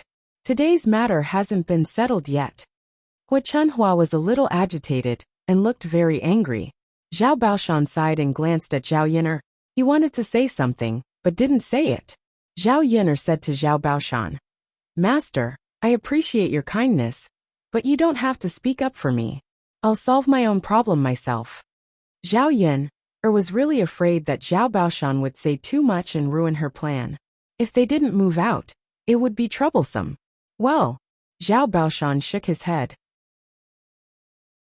At present, only Zhao Yuner and Hu Chunhua could solve it by themselves. His head hurt a little, so Zhao Baoshan rubbed it and sat on a stool aside. Hu Chunhua continued to argue with Zhao Yuner. It was nothing more than that Zhao Yuner should at least give them an explanation today. She also wanted to extort money from Zhao Yuner. Zhao Yuner had gone to the town to sell fish before, and she had made some money. Hu Chunhua meant that Zhao Yuner would take out at least a few dozen coins to buy some meat for Zhao Tianyu to supplement his body, as compensation for Zhao Tianyu being beaten. Chapter 154. Beating up Zhao Yuner didn't seem to be a big deal. At most, she would be able to vent her anger. In fact, she didn't gain much from it. However, after hearing what Hu Chunhua said, Li Chuiying immediately felt that if she really needed money to buy meat to eat, then she would be in for a treat. When Zhao Yuner heard that Hu Chunhua wanted money so naturally, the corners of her mouth couldn't help but curl up into a sarcastic smile.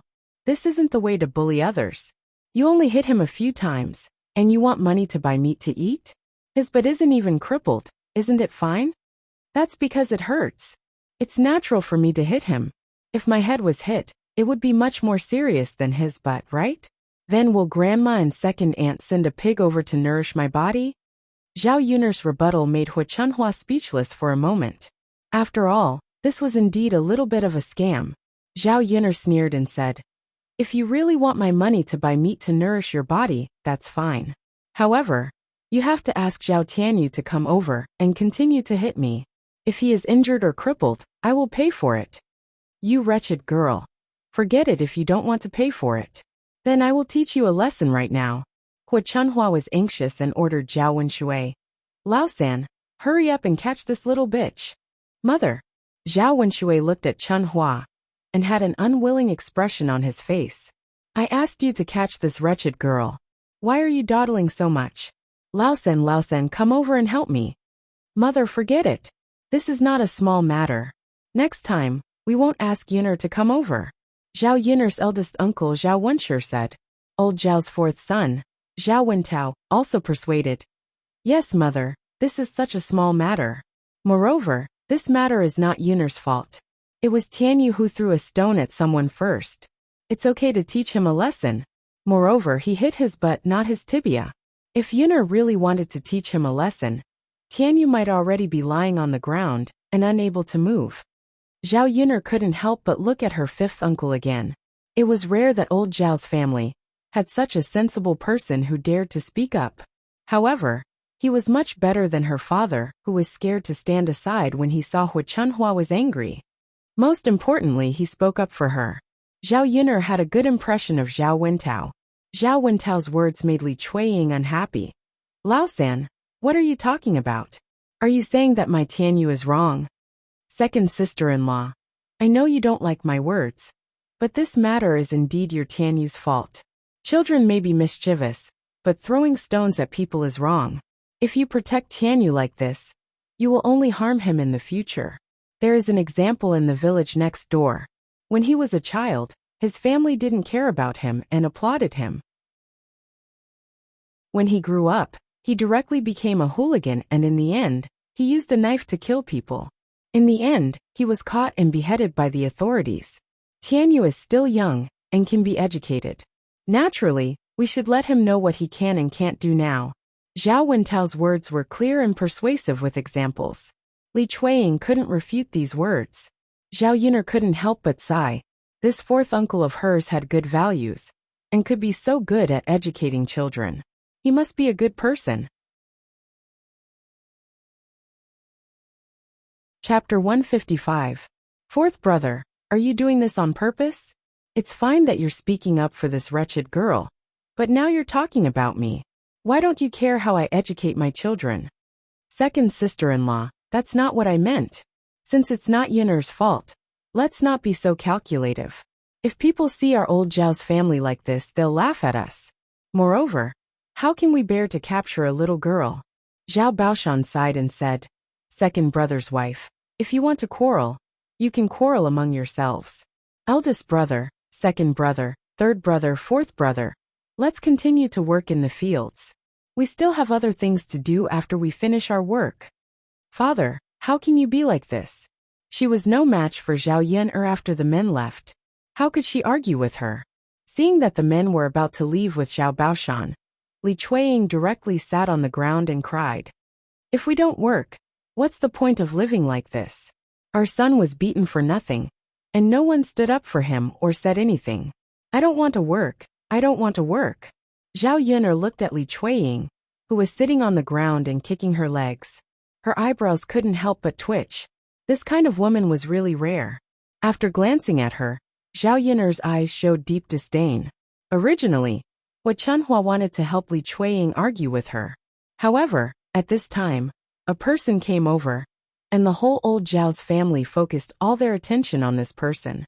It was not a stranger, but Zhao Yuner's fifth uncle Zhao Wensheng. She had not seen Zhao Yuner's fifth uncle many times. Old Zhao's family had a scholar, Zhao Tianlong, and another scholar Zhao Wensheng.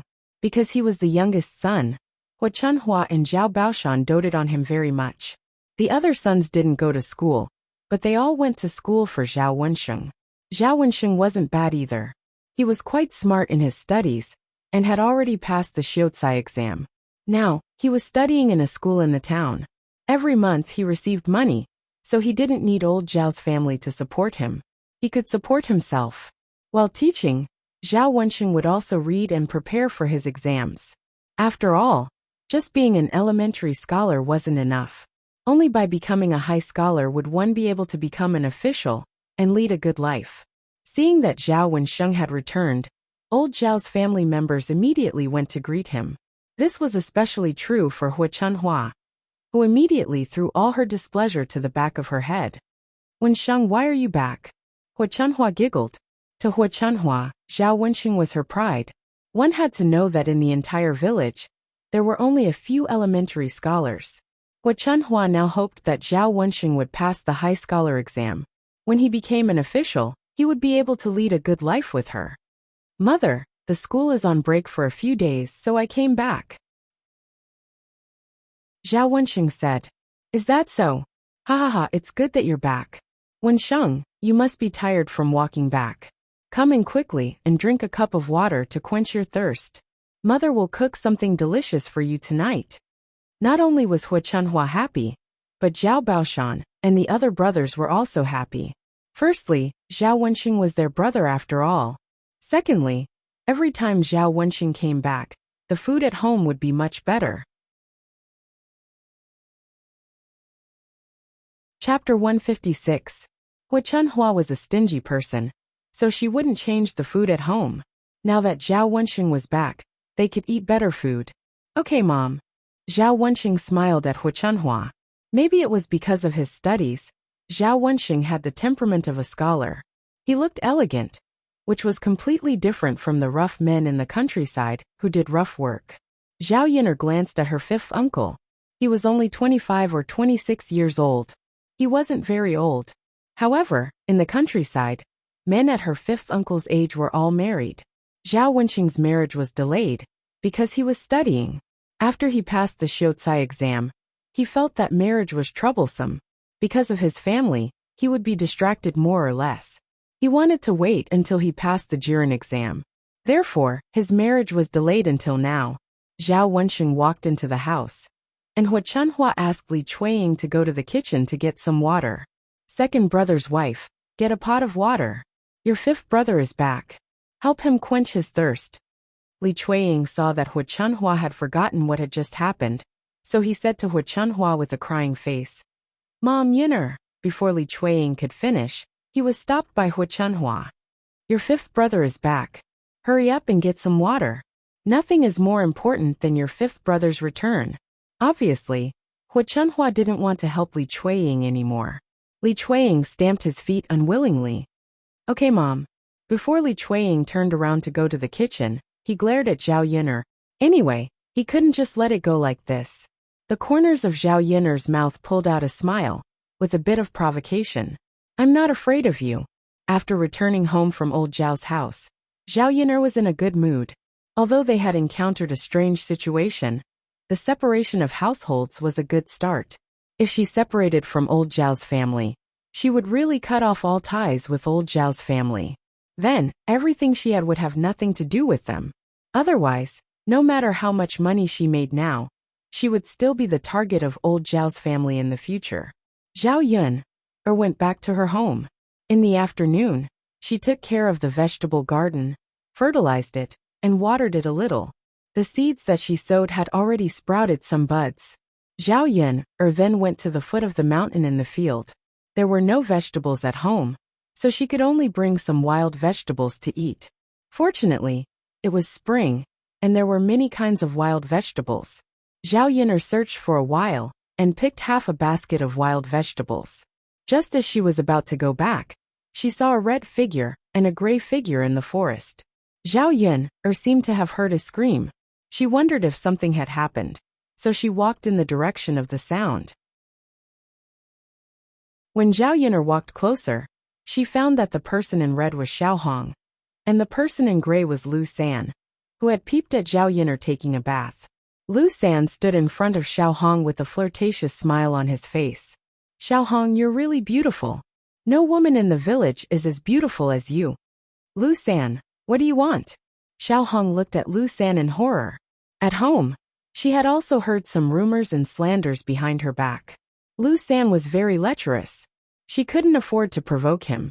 There were many girls in the village who had been defiled by him. Chapter 157. Xiao Hong certainly knew what Lu San meant by having fun. She took a few steps back in horror. Lu San, what are you playing with? It's not fun at all. Lu San grabbed Xiaohong. Xiaohong, look at you. I'm just having fun with you. Do you have to be so nervous? It's okay to have fun with me. I promise you'll be very comfortable. Looking at the obscene smile on Lu San's face, Xiaohong was so anxious that she was about to cry. If she was defiled by Lu San, how could she get married in the future? Lu San, no. Brother Lu, I won't beg you. Please let me go, okay? I'll give you whatever you want later, as long as you let me go. Lu San shook his head. Xiaohong, you don't mean anything. Since we're having fun together, we should be open. What do you mean by that? There's no one here. Why don't we? As Lu San spoke, he suddenly held Xiaohong in his arms. Xiaohong screamed. She was almost scared out of her wits. Lu San, on the other hand, wanted to reach out his mouth to Xiaohong's neck. Xiaohong was just a woman after all. Her strength was no match for Lu San's, so she struggled hard but failed. Zhao Yin looked on from the side and was very angry. Lu San was really a bad man. How could he flirt with a woman in the village so openly? Such a disgusting man should be shot to death. According to the laws of the 21st century, rape would be sentenced to many years in prison. When she had been a police officer, she had caught many rapists. Zhao Yin'er was angry, but when she saw that Lu San was flirting with Xiaohong, she didn't want to save her. This woman had slandered him like that before. He hadn't even properly settled the score. This time she deserved it. Zhao Yin'er was not a saint. She had a sense of justice, but that was a habit she had developed after being a police officer for many years. However, she knew that she hated being petty and held grudges. If others had done her wrong in the past, she would make them pay for it. After thinking for a while, just as Zhao Yin'er was about to turn around and leave, she accidentally stepped on a branch on the ground and made a cracking sound. The sound was so loud that even Lu San and Xiaohong heard it. Xiaohong and Lu San both looked at where Zhao Yin'er was. When he saw Zhao Yin'er, Lu San's hand movement paused. As for Xiaohong, after some unusual emotions flashed in her eyes, she immediately looked pitifully at Zhao Yin'er. Sister Yin'er, save me. Zhao Yin'er touched her forehead. Now she couldn't run away even if she wanted to. If Xiaohong hadn't seen her, it would have been fine. Now that she had seen her and asked her for help, if she really left Xiaohong behind and didn't save her, it wouldn't be good. After all, if Xiaohong was defiled, this matter would become a big deal. If Xiaohong said that she had seen it, she would be drowned in the spittle of the villagers. Zhao Yin'er felt very helpless at this moment. She looked at Lu San, and then at Xiaohong. Sister Yin'er, it was me before. I apologize. This time please save me, okay? When Xiaohong said that, tears flowed down from the corners of her eyes. Chapter 158. She didn't really want to save Xiaohong. She just didn't want to be the subject of gossip in the future. She also knew that Xiaohong was a very scheming woman. If she didn't save her this time, who knew how many ways she would slander others in the future? In addition, Lu San had indeed gone a little overboard. Previously, Lu San had been defeated by Zhao Yin'er. He knew that he couldn't beat Zhao Yin'er. Seeing that Zhao Yin'er wanted to intervene again, he looked at Zhao Yin'er with some fear. Zhao Yin'er, this has nothing to do with you. You'd better stay away. Otherwise, don't blame me for being rude. Although he said that, Lu San pulled Xiaohong back a few steps. Zhao Yin'er curled her lips. Then why aren't you being polite? If you don't let Xiaohong go, then I'll shout. If people come and catch you red-handed, you won't be able to escape punishment this time. Xiaohong suddenly said to Zhao Yin'er. Sister Yin'er, don't shout. Zhao Yin'er didn't understand, but Xiaohong still shook her head at her. Xiaohong was really afraid that many people would gather around to watch. After all, this wasn't something to be proud of. Even if Lu Sanjing didn't do anything to her, there might be rumors about it. Anyway, she was a virgin. It was best not to attract any gossip. How can that do, Sister Xiaohong? Lu San is in the wrong. Everyone should see what kind of person he is. It's best if Li Zheng chases him out of the village, Zhao Yin'er said loudly. Xiaohong was very angry, but she still suppressed the anger in her heart and bit her lower lip. Lu San was really intimidated by Zhao Yin'er. He couldn't beat Zhao Yin'er. Now that Zhao Yin'er said that, he was afraid that people would really come. The consequences of being caught on the spot weren't ordinary. After thinking about it, Lu San angrily pushed Xiao Hong out. It's boring. I don't want to play anymore. After Lu San finished, he was afraid that Zhao Yin'er would catch up with him. So he ran away quickly. Looking at Lu San running faster than a rabbit, Zhao Yin'er's mouth evoked a sneer. This Lu San is not as bold as he looks on the surface. I am still afraid that he will really cause trouble. Seeing Lu San leave, Xiao Hong's tense heart finally relaxed a lot. But because she was too scared, Xiao Hong couldn't help but sob. Are you alright?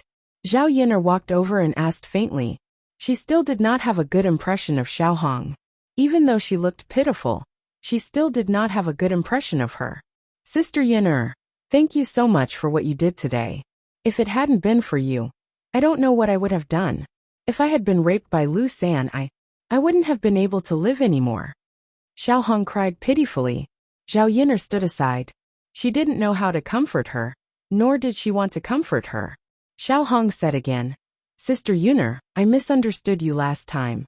You won't blame me, will you? I apologize to you now. Thank you for saving me today. I'll ask my parents to send you some things later. I know it's hard for you to raise a child alone. Xiao Hong seemed to be very close to Zhao Yin'er at this time. If it weren't for the previous incident, Zhao Yin'er would probably think that Xiao Hong was a good girl. She seemed to be a considerate girl, especially her eyes, which were glistening with tears. Chapter 159. Zhao Yin'er shook her head in response to Xiao Hong's kindness and gratitude. She rejected her flatly. It's okay. I didn't help much, so you don't have to give it to me. Xiao Hong still looked at Zhao Yin'er pitifully. Sister Yin'er, do you still blame me?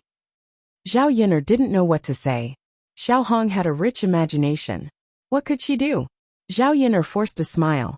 Xiao Hong, you think too much. You said it was a misunderstanding, so you don't have to take it to heart. By the way, what are you going to do about Lu San's matter? Are you going to tell Li Zheng and ask him to seek justice for you? Xiao Hong shook her head and said, No. Sister Yin'er, thank you for saving me today, but let's forget about Lu San's matter. After all, he didn't do anything to me. Although it's his fault, I'm still afraid that there will be some gossip. Zhao Yin'er nodded. She knew Xiao Hong's concerns. After all, it had nothing to do with her. It was Xiao Hong's own business, so she could deal with it herself. So she said, Okay, you can do whatever you want. I'm just suggesting. If there's nothing else, I'll leave first. After Zhao Yin'er finished speaking, she turned around and was about to leave. Xiao Hong called out to Zhao Yin'er again. Is there anything else? Zhao Yin'er asked. Sister Yin'er, about what happened today. I hope you won't tell anyone. I'm afraid people will gossip. After Xiao Hong finished speaking, she looked at Zhao Yin'er's reaction. Zhao Yin'er pondered for a while. She knew what Xiao Hong meant. She replied flatly, Got it. Sister Yin'er, thank you. It's okay. Be careful when you go back. Zhao Yin'er left with her basket. Xiao Hong was still standing in the same spot. Looking at Zhao Yin'er's back, a trace of viciousness flashed across her eyes. After Zhao Yin'er returned home, she began to prepare lunch and put the bullfrog away. This time Zhu San also helped Dao to catch the bullfrog. She really had to buy some candies when she went to town tomorrow. The next morning, Zhao Yin'er went to Yang City with her basket. Her fifth uncle Zhao Wensheng had also come along this time. The reason why Zhao Wensheng returned to Sun City was to buy some xian paper. When he was in town, he used ordinary paper. But for people who liked calligraphy, the best way to write was to use rice paper. However, xian paper wasn't cheap. Although Zhao Wensheng had saved enough money, he could only buy xian paper in Yang City. The town was too small to buy it. When Zhao Wensheng saw Zhao Yin'er, he was quite polite. Yin'er, are you going to Yang City? Zhao Yin'er nodded. Yes. Why are you going, fifth uncle? I'm going to buy some xian paper back. If I don't buy it this time, I'll have to wait until the next school holiday. Oh, I see. Zhao Yin'er felt relaxed talking with Zhao Wensheng. His voice was pleasant, And when he spoke, it made people feel like they were bathing in the spring breeze. Zhao Yun'er immediately had a good impression of Zhao Wensheng. Chapter 160. Although Zhao Wensheng made a lot of money, he still needed to buy some books, brushes, ink, paper, and inkstone. So he spent a lot of money. Therefore, Zhao Yun'er couldn't accept Zhao Wensheng's money, but she accepted Zhao Wensheng's kindness. Maybe because Zhao Wensheng's age is only 7 or 8 years older than her. The difference is not big. Or maybe because Zhao Wensheng is a scholar and has more knowledge. Zhao Yun'er and Zhao Wensheng talked very congenially, laughing all the way. She was living a better life now, and she didn't want other people's help. She thought Zhao Wensheng was a scholar and would be very rigid, but Zhao Wensheng could tell jokes from time to time. Zhao Yun'er really had a new understanding of her fifth uncle. The women in the carriage became interested in Zhao Wensheng. After all, Zhao Wensheng was a scholar. They felt that he would be a good worker if he taught in the town.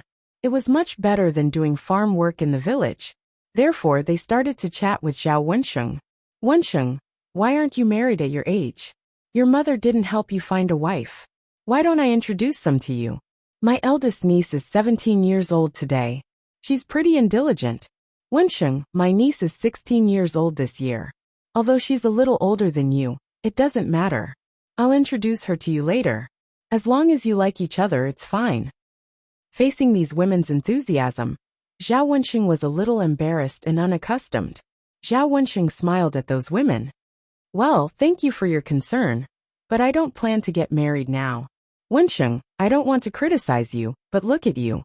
You're already so old. In our countryside, there are few people like you. You're about to get married when you're 25 years old. Yes. Otherwise it'll be difficult for you to get a good girl at your age. Zhao Yun'er sat aside and sympathized with Zhao Wensheng.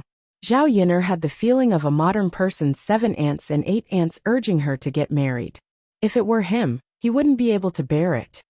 Aunts, I really thank you for your good intentions, but Wensheng really doesn't want to get married right now. Even if I do get married, I have to get my parents' approval and let them take care of it. If the aunties really want to introduce him to Wensheng, you can tell his parents first. When Zhao Wensheng spoke, he was very scholarly. After reading for a long time, he had developed such a habit of speaking. Haha, that's true. Auntie should go back and talk to your parents.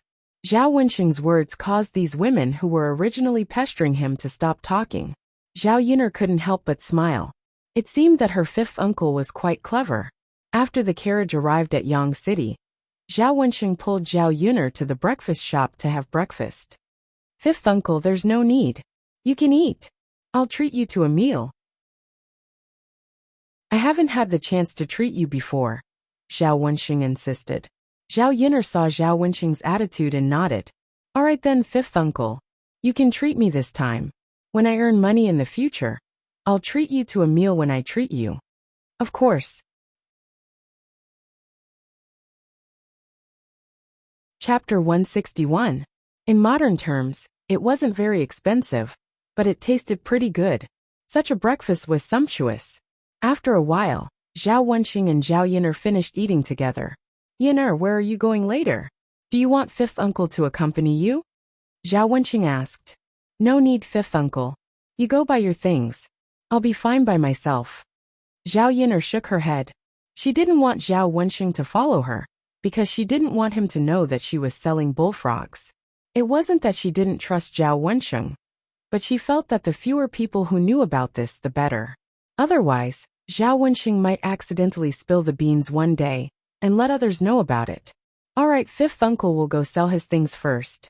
If you're better, we'll meet up at old man whose place. Okay, fifth uncle. The two of them parted ways.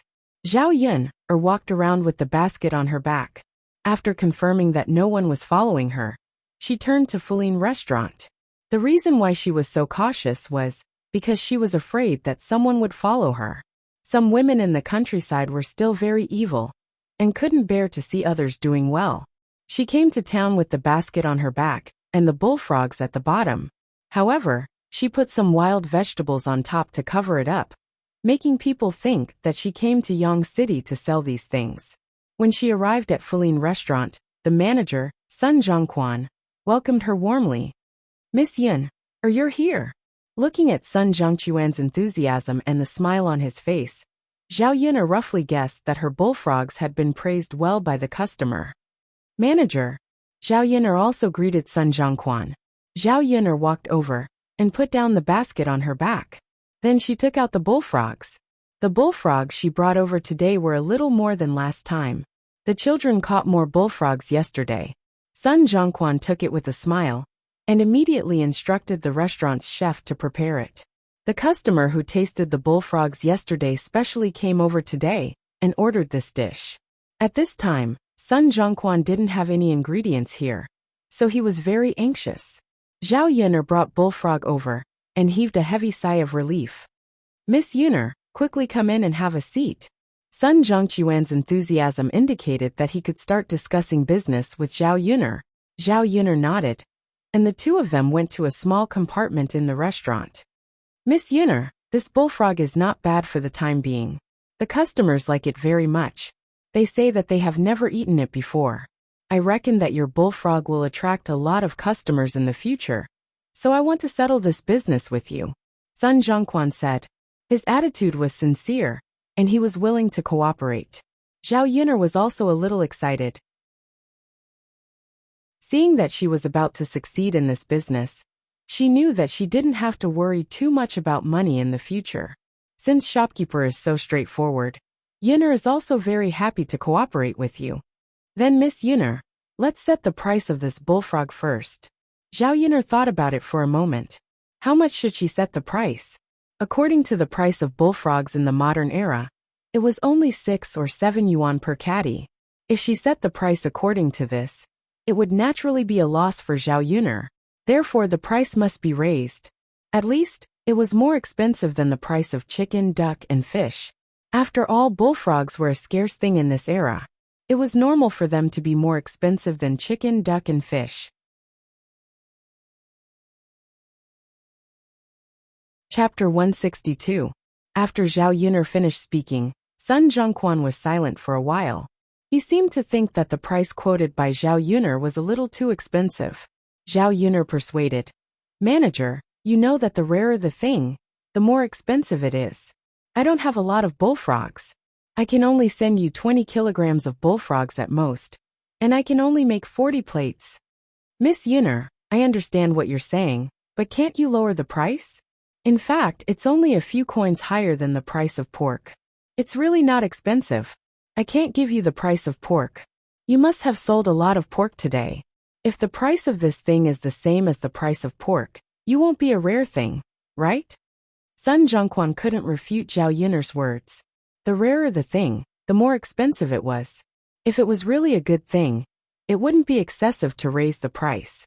Besides, the customers did like Zhao Yun's bullfrogs.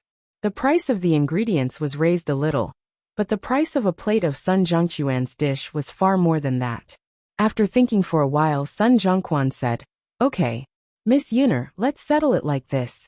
I'll give you 20 coins for 500 kilograms of bullfrogs. You can send me as many as you have in the future. Great. Zhao Yun nodded in agreement. She was very happy to cooperate with Sun Zhongquan.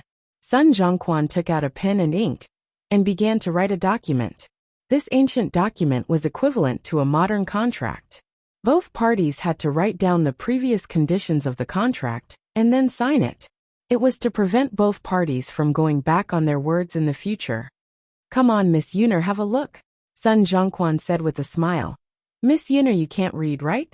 If you can't read, you can take the document back first and find someone who can read to confirm it. If you feel that there's no problem, just leave your fingerprint here. Zhao Yun knew what Sun Zhongquan meant. If Sun Zhongquan read it to Zhao Yun, it might not be true. It was very likely that Zhao Yun would cheat her, because she didn't know how to read. Although Zhao Yun knew that Sun Zhongquan wasn't such a person, the fact that he could remind Zhao Yun like this showed that Sun Zhongquan's character was really good. And Zhao Yun liked to deal with such people. Shopkeeper, I can read. Zhao Yun smiled and picked up the document to read. When Zhao Yun said that she could recognize words, Sun Zhongquan was slightly shocked. He didn't know that this little girl from the countryside could recognize words. It seemed that Zhao Yuner wasn't as simple as he thought she was. However, he thought that Zhao Yuner wasn't simple at all. After all, Zhao Yuner was good at talking when it came to business. She didn't seem like an ordinary country girl at all. After reading the document, Zhao Yuner made sure that there was no problem. Then she picked up a pen and signed her name.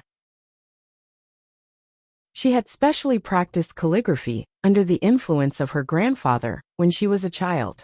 Although she wasn't very good at it, her handwriting was very delicate and beautiful. There were 2 copies of the document. Zhao Yuner and Sun Zhongquan each had 1 copy. Miss Yuner, it's a pleasure to cooperate with you. How many kilograms of bullfrog did you send today? I'll go to settle the bill now.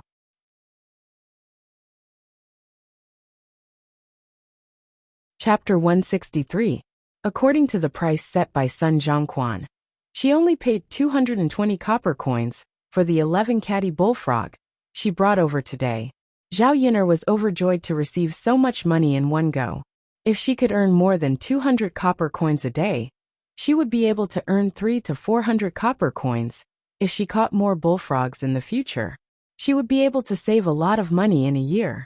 Although this amount of money could not be compared to the rich people, it was definitely a huge fortune for a country bumpkin. When she slowly saved up money, her life would get better and better. After receiving the money, Zhao Yuner prepared to buy some candies. She turned around, and just as she was about to go to Feline restaurant, she saw Mu Lianfeng walking towards her. Zhao Yuner stopped in her tracks and blinked her eyes to confirm that she was not mistaken. Was it really Mu Lianfeng? Why did she bump into him every time she came here? Wasn't it too much of a coincidence? Zhao Yuner did not have time to think so much. Mu Lianfeng had already walked in front of her and smiled at Zhao Yuner. Miss Yuner, what a coincidence. Zhao Yuner put away the surprise in her eyes and smiled at Mu Lianfeng. Yes, what a coincidence. Young Master Mu, why are you here too? I just came here to eat. The bullfrog you sent over yesterday was very delicious. I want to try it again.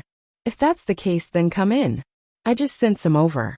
If you came early, you would probably have to wait and not be able to eat it. If you came late, it would probably be sold out. Now is just the right time. Zhao Yuner smiled faintly and invited Mu Lianfeng into the house. She was already very happy to be able to see Mu Lianfeng today. However, there was no reason to stay with Mu Lianfeng any longer. It was better to leave. Hence, she bid farewell to Mu Lianfeng. If there's nothing else, I'll leave first. Wait. Miss Yuner. Mu Lianfeng reached out, as if he wanted to hold Zhao Yuner. Realizing that his behavior was a little abrupt, he withdrew his hand. Zhao Yuner looked at Mu Lianfeng in confusion. Young Master Mu, is there anything else? Mu Lianfeng tugged the corner of his mouth. Since I happen to meet you, why don't you come in for a meal? The dishes in this restaurant are not bad. Zhao Yuner was stunned. Was Mu Lianfeng inviting her?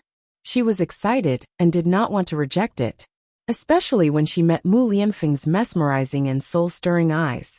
But what would happen if she agreed to it? What would her interactions with Mu be considered to be? The more she interacted with him, the deeper her feelings would be. She was afraid that she would not be able to control herself. What if she liked Mu Lianfeng too much? There was an unbridgeable distance between them, because of their identities. Since that was the case, she should not give herself too much fantasy.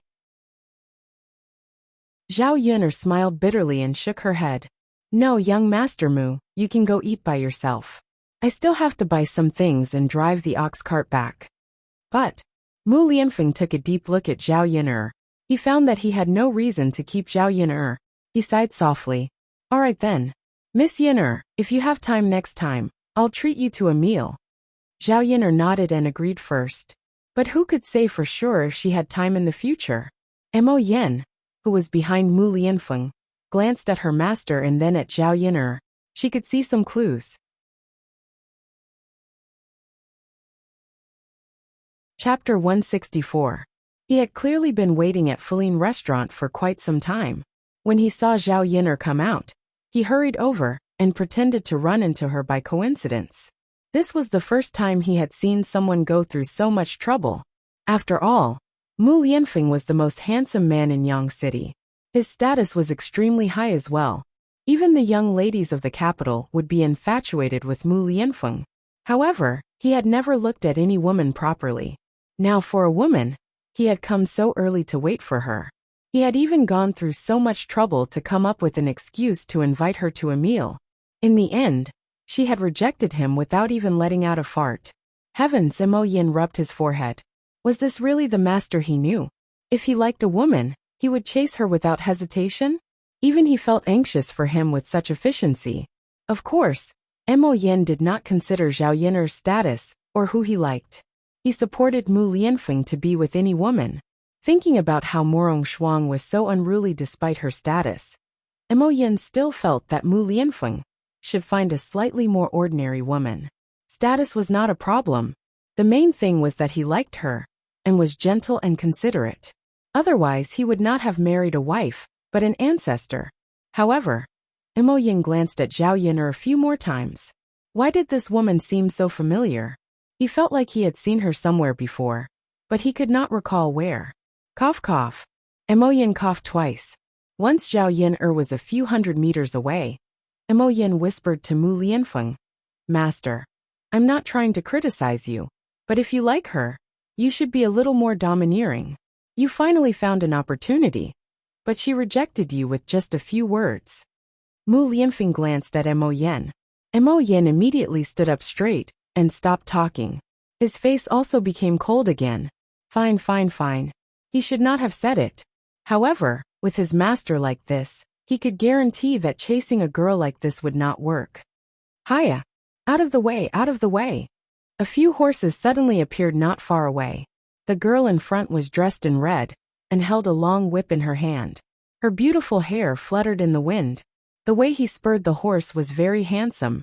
The woman was none other than Morong Shuang, and the one riding behind her was her maid. When Zhao Yiner left, she was thinking about something.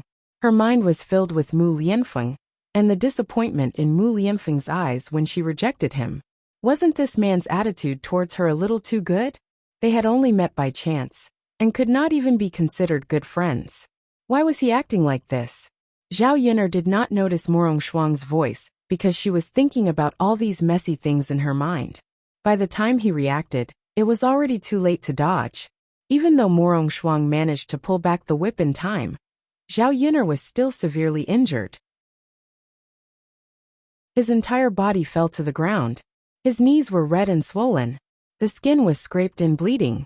Morong Shuang did not feel guilty at all. Instead, she scolded Zhao Yiner. "Are you blind? Or are you deaf? If you know that I'm coming, you should get lost as far as you can."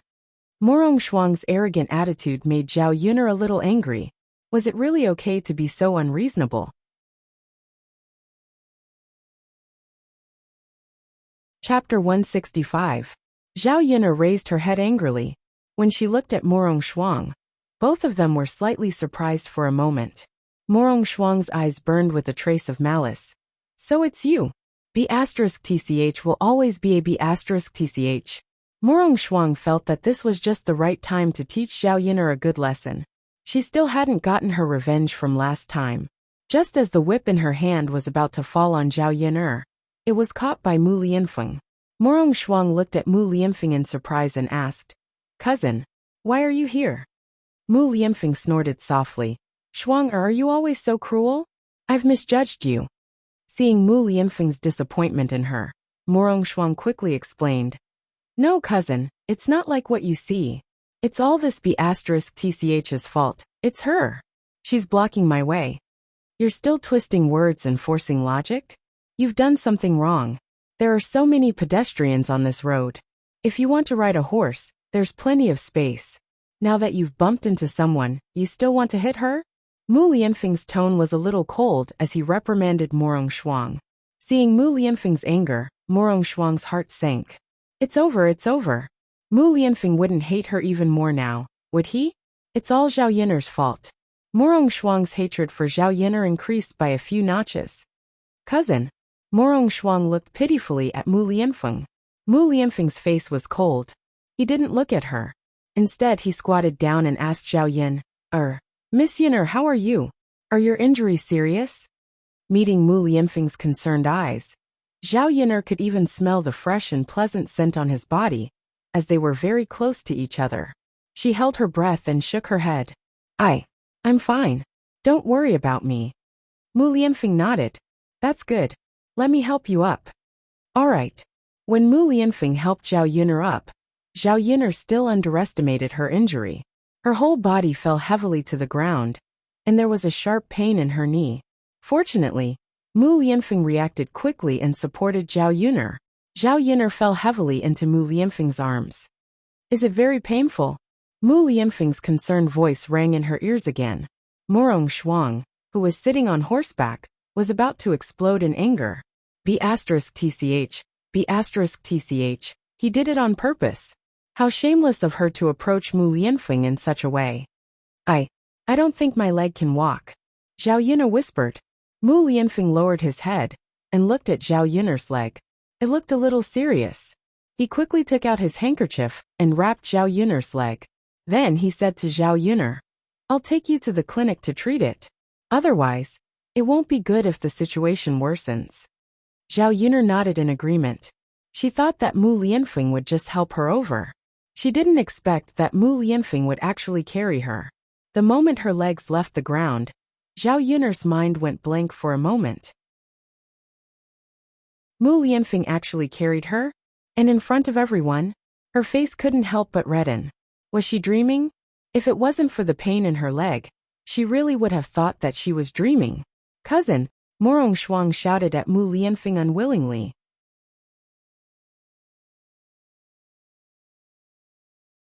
Chapter 166. Morong Shuang bit her lower lip. Her eyes were filled with jealousy and resentment. Mu Lianfeng did not even look at Morong Shuang's cries. He carried Zhao Yun'er and left. Aha! Watching Mu Lianfeng carry Zhao Yun'er away, Morong Shuang was about to go mad with jealousy. She was just an ugly village woman. Was there a need for her cousin to do this? Even if he liked her, he would not like such a woman, right? Zhao Yun'er's body was pressed against Mu Lianfeng. The two of them could feel each other's warmth through their clothes.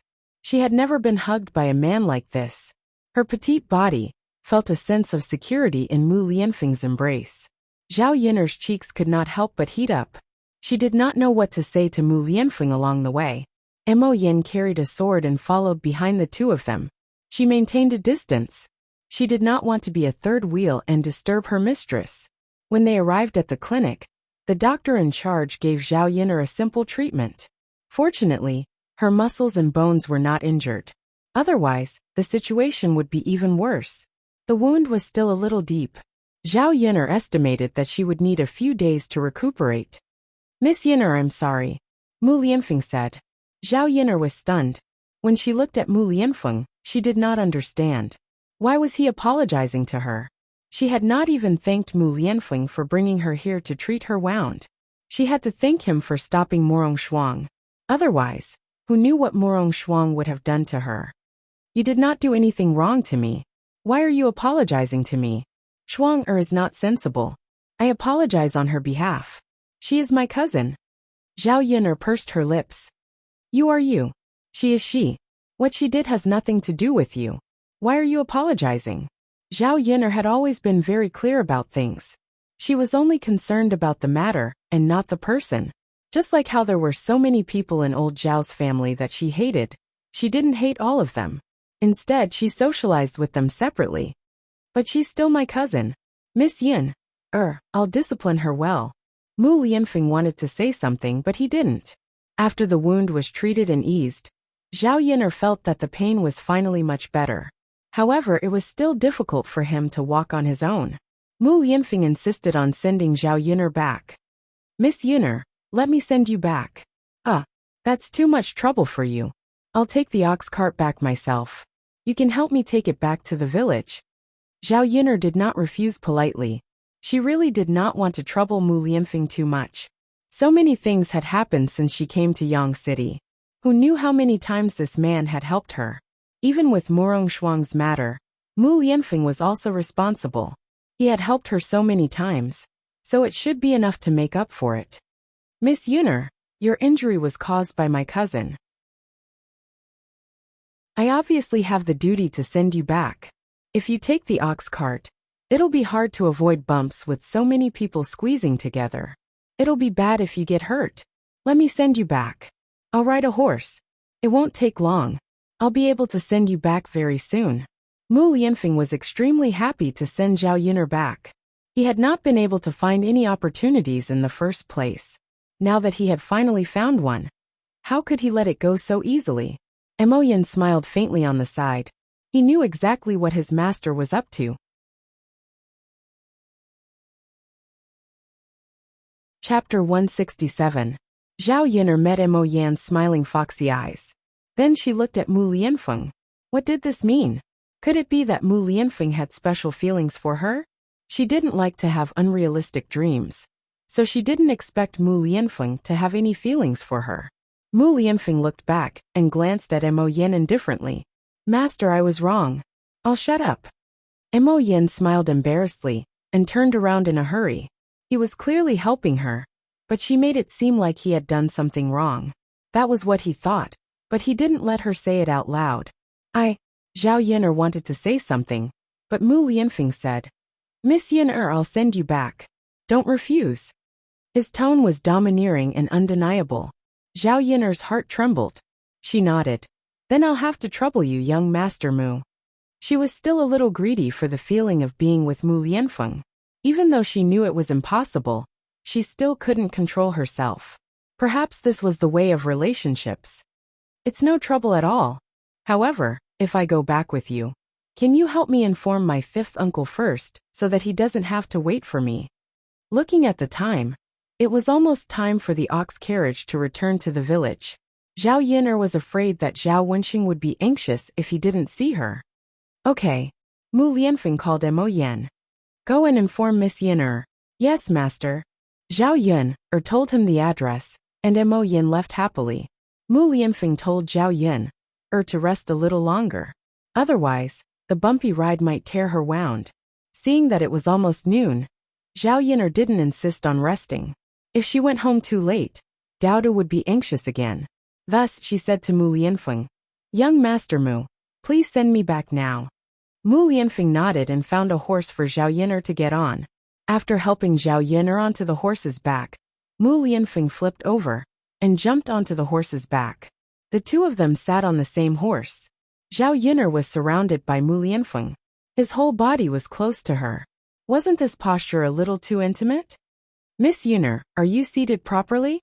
If you sit tight, we'll start walking. Mu Lianfeng asked. His warm breath blew on Zhao Yun'er's ear, making it a little itchy.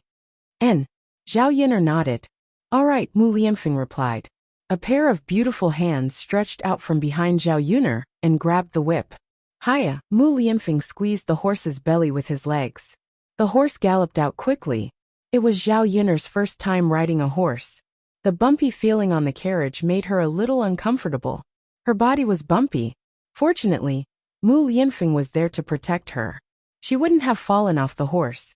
Along the way, Zhao Yun'er didn't know what to say to Mu Lianfeng. The two of them rode on the horse. When they were about to reach the entrance of the village, they met Father Hu's ox cart. Ah, isn't that Yun'er girl? Why is she riding a horse with a man? Tsk tisk. Although they were surprised, many women still felt a little jealous when they saw Zhao Yun'er riding a horse. Mu Lianfeng, who was behind Zhao Yun'er, was handsome and dressed luxuriously. At a glance, one could tell that his identity was not ordinary. Such a person was actually with Zhao Yun'er. They didn't know how Zhao Yun'er knew Mu Lianfeng.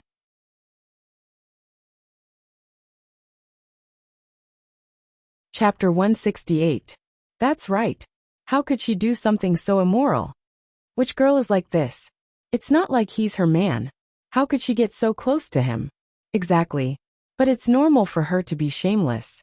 After all, it's normal for her to get pregnant before marriage. Why wouldn't she do something like this? That's right. It's okay to get pregnant before marriage. There's nothing else she wouldn't do. Zhao Wenxing, who was sitting in the carriage, felt very uncomfortable when he heard these people talk about Zhao Yun'er like this. His niece was clearly not like what these women said. Auntie's Yun'er is not like what you said. Can you not talk about her like that? Zhao Wenxing's voice became more severe. The women looked at Zhao Wenxing and were stunned. But they didn't continue to speak. If it was someone else who said this, they probably wouldn't care. But Zhao Wenxing was a scholar after all. They still wanted to marry Zhao Wenxing, so it wouldn't be good to offend him. If he passed the imperial examination in the future and became a high-ranking official, it wouldn't be good to offend him. Zhao Yin'er and Mu Lianfeng rode away under the strange gazes of these women. Zhao Wenxing was also curious about who the man behind Zhao Yin'er was. Of course, he could tell that this man's identity wasn't ordinary. He was dressed luxuriously and had an extraordinary aura. His family background was definitely not bad. Zhao Yin'er lowered her head. When she passed by the ox cart, she felt uncomfortable all over. She knew that these women would probably gossip about some things when they returned. The horse stopped in front of Zhao Yin'er's house. Daodu and Zhao Tianfu were playing at the door. When they saw Zhao Yin'er, they immediately ran over. Daodu looked up and saw Mu Lianfeng on the horse. He seemed very happy and smiled sweetly at Mu Lianfeng. "Uncle." Seeing the smile on Daodu's little face, Mu Lianfeng felt his heart tremble, and a warm feeling overflowed. Mu Lianfeng also smiled at Daodu and nodded. "Horse, horse," Daodu pointed at the horse. He was interested in the tall and handsome horse. This horse belonged to Mu Lianfeng. It had been with Mu Lianfeng for some time. Fergana horses were like a gust of wind when they ran. However, Mu Lianfeng was afraid that running too fast would aggravate his wound, so he deliberately slowed down. The appearance of this horse was also more eye-catching than the average horse. Its coat was shiny and smooth. When it stopped, the horse raised its head high. Perhaps it was because she was used to interacting with Mu Lianfeng that she had a hint of Mu Lianfeng's temperament. Mu Lianfeng dismounted from his horse in a dashing movement. Then, he helped Zhao Yin'er down. "Come Yin'er, I'll carry you down." Zhao Yin'er was a little embarrassed in front of a child. After looking at Daodu, she looked at Mu Lianfeng. "It's easy to get hurt when you get off the horse. Let me carry you down." "Oh, okay." Zhao Yin'er knew about her injury. She wanted to persevere, but she didn't have the ability. She couldn't joke around with her body. If she accidentally got off the horse and hurt herself again, she didn't know how long she would need to rest. "Come." Mu Lianfeng stretched out his hand and supported Zhao Yin'er. Then, he gently carried her down. Her petite body looked like it was effortless for Mu Lianfeng to carry her. "Mother, what's wrong?" Daodu looked at Zhao Yin'er and asked in confusion.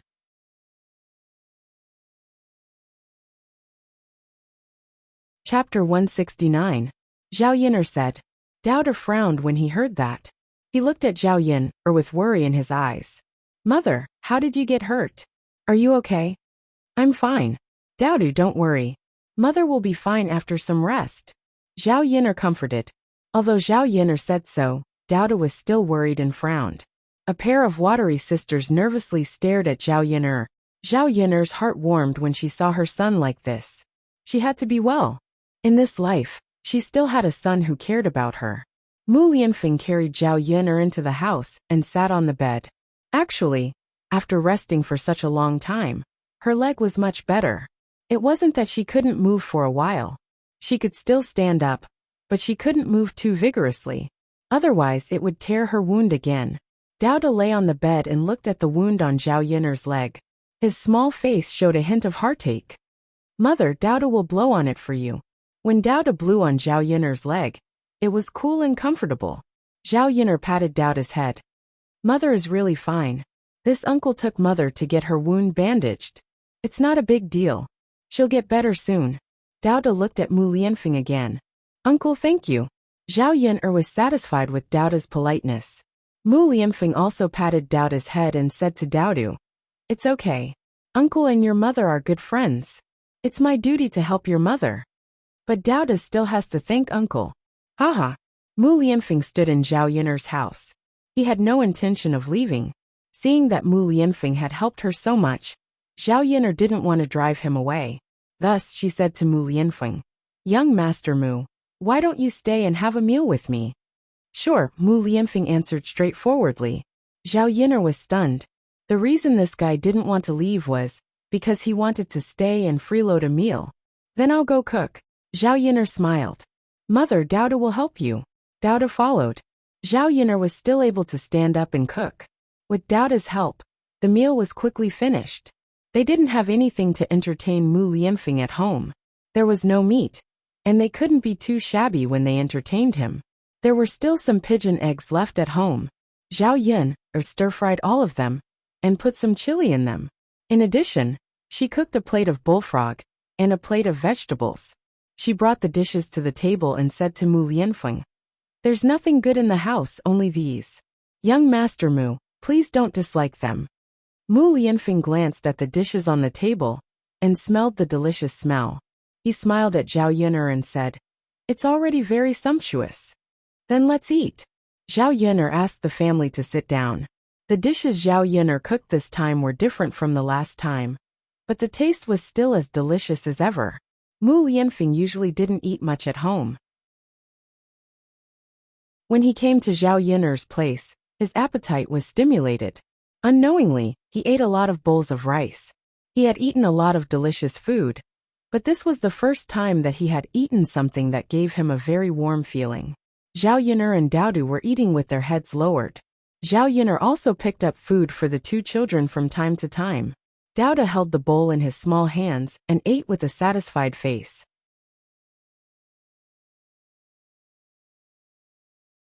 Chapter 170. At this moment, he seemed to feel that Zhao Yun'er was his wife and Doudu was his child. Their family was eating at the same table, and living such a peaceful and warm life. Mu Lianfeng was a little absent-minded for a moment. Zhao Yun'er raised her head and met Mu Lianfeng's eyes. His gaze was a little hot. Zhao Yun'er blushed slightly and coughed softly to signal Mu Lianfeng. Mu Lianfeng finally reacted, and was a little embarrassed. Mu Lianfeng didn't know how to explain. "Let's eat," Zhao Yun'er said. They could only rely on eating to resolve the awkwardness between the two of them. After eating, Zhao Yun'er cleaned up the dishes on the table.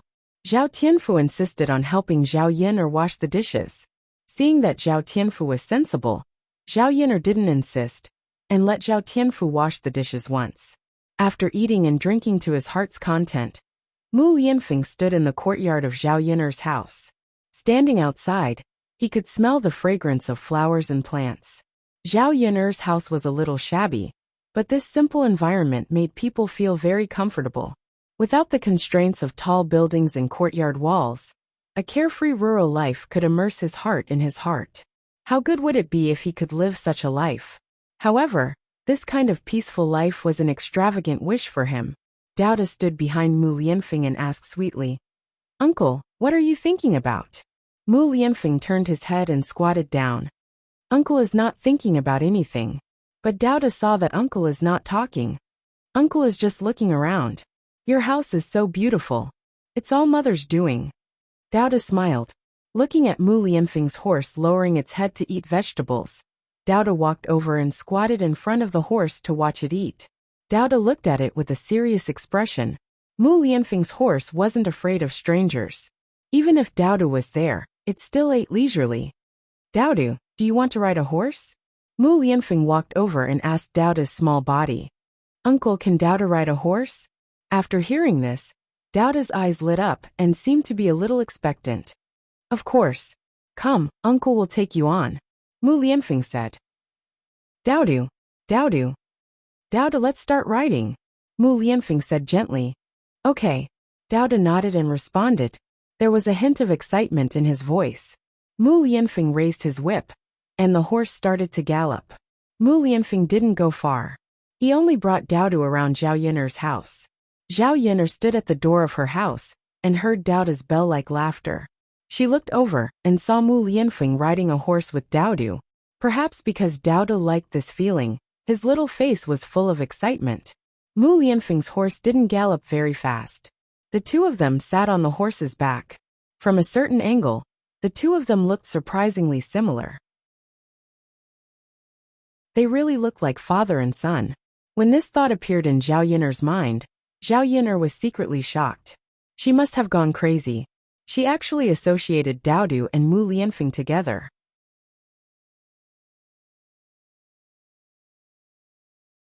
Chapter 171. However, when she looked at Doudu and Mu Lianfeng together, They really did look like father and son. Zhao Yuner knew that when a child was young, in addition to having a mother, they also had to have a father. After all, it was impossible for a person to have two roles. A woman's personality was never like a man's. If Dao was always with her, it would be easy for him to develop a girl's personality under her influence. Mu Lianfeng ran for a while with Dao before coming down. Mu Lianfeng flipped off the horse and carried Dao down. Dao looked even smaller in Mu Lianfeng's wide arms. Dao, do you like to ride horses? Mu Lianfeng asked. His voice was very gentle, as if he was talking to his own child. His eyes were also filled with fatherly love. Yes, Dao answered sweetly. That's good. Now uncle has to go back. If uncle comes again next time, I'll bring Dao to ride horses, okay? Yes, yes. Dao nodded heavily. When Mu Lianfeng was about to put Dao down, Dao was very reluctant. He kissed Mu Lianfeng on the cheek. Dao, be good. You have to listen to your mother. Mu Lianfeng patted Dao's head dotingly. When the two stood together, the huge difference in height created a sharp contrast. However, the scene of the two looking at each other gave off a very cute feeling. Uncle, don't worry. Dao is very obedient. Even if uncle doesn't say it, Dao will listen to mother. Dao said sweetly. That's good. Mu Lianfeng smiled with satisfaction, then said goodbye to Zhao Yuner. Miss Yuner, then I'll go back first. Zhao Yuner nodded. Okay. Be careful on the road. All right. Although Mu Lianfeng was reluctant to leave, he also understood that he had no reason to stay. After Mu Lianfeng left, Zhao Yuner took Dao to rest in the house. Dao, you're so happy that you're still smiling. Zhao Yuner smiled as she caressed Dao's little face. Mother, riding is so fun. Dao really likes it. As long as Dao likes it. Mother, Dao likes to ride horses, and he also likes Uncle Feng. When will Uncle Feng come? Looking at Dao's expectant face, he didn't hide his love for Mu Lianfeng. Zhao Yuner couldn't help but chuckle. This Mu Lianfeng had only come to their house twice. How did he make Dao like him so much so quickly? Zhao Yuner shook her head. Mother doesn't know when Uncle Feng will come. But even if he comes, there probably won't be many chances. Hearing Zhao Yuner say this, Dao was clearly a little disappointed. Zhao Yuner caressed Dao's head. Dao, can you tell mother why you like your Uncle Feng? Because Uncle Feng is a very good person. He's very good to Dao and mother. Just because of that. Also, Dao thinks that Uncle Feng is very tall and good looking. And he should be very rich, right? Seeing Dao frowning and thinking hard, Zhao Yuner couldn't help but smile. Why would Dao say that? Because mother said before that she would find a tall, handsome, and rich father for Dao. Dao thinks that Uncle Feng is like that. Dao also likes Uncle Feng. Mother, do you think Uncle Feng is suitable? Can he be Dao's father?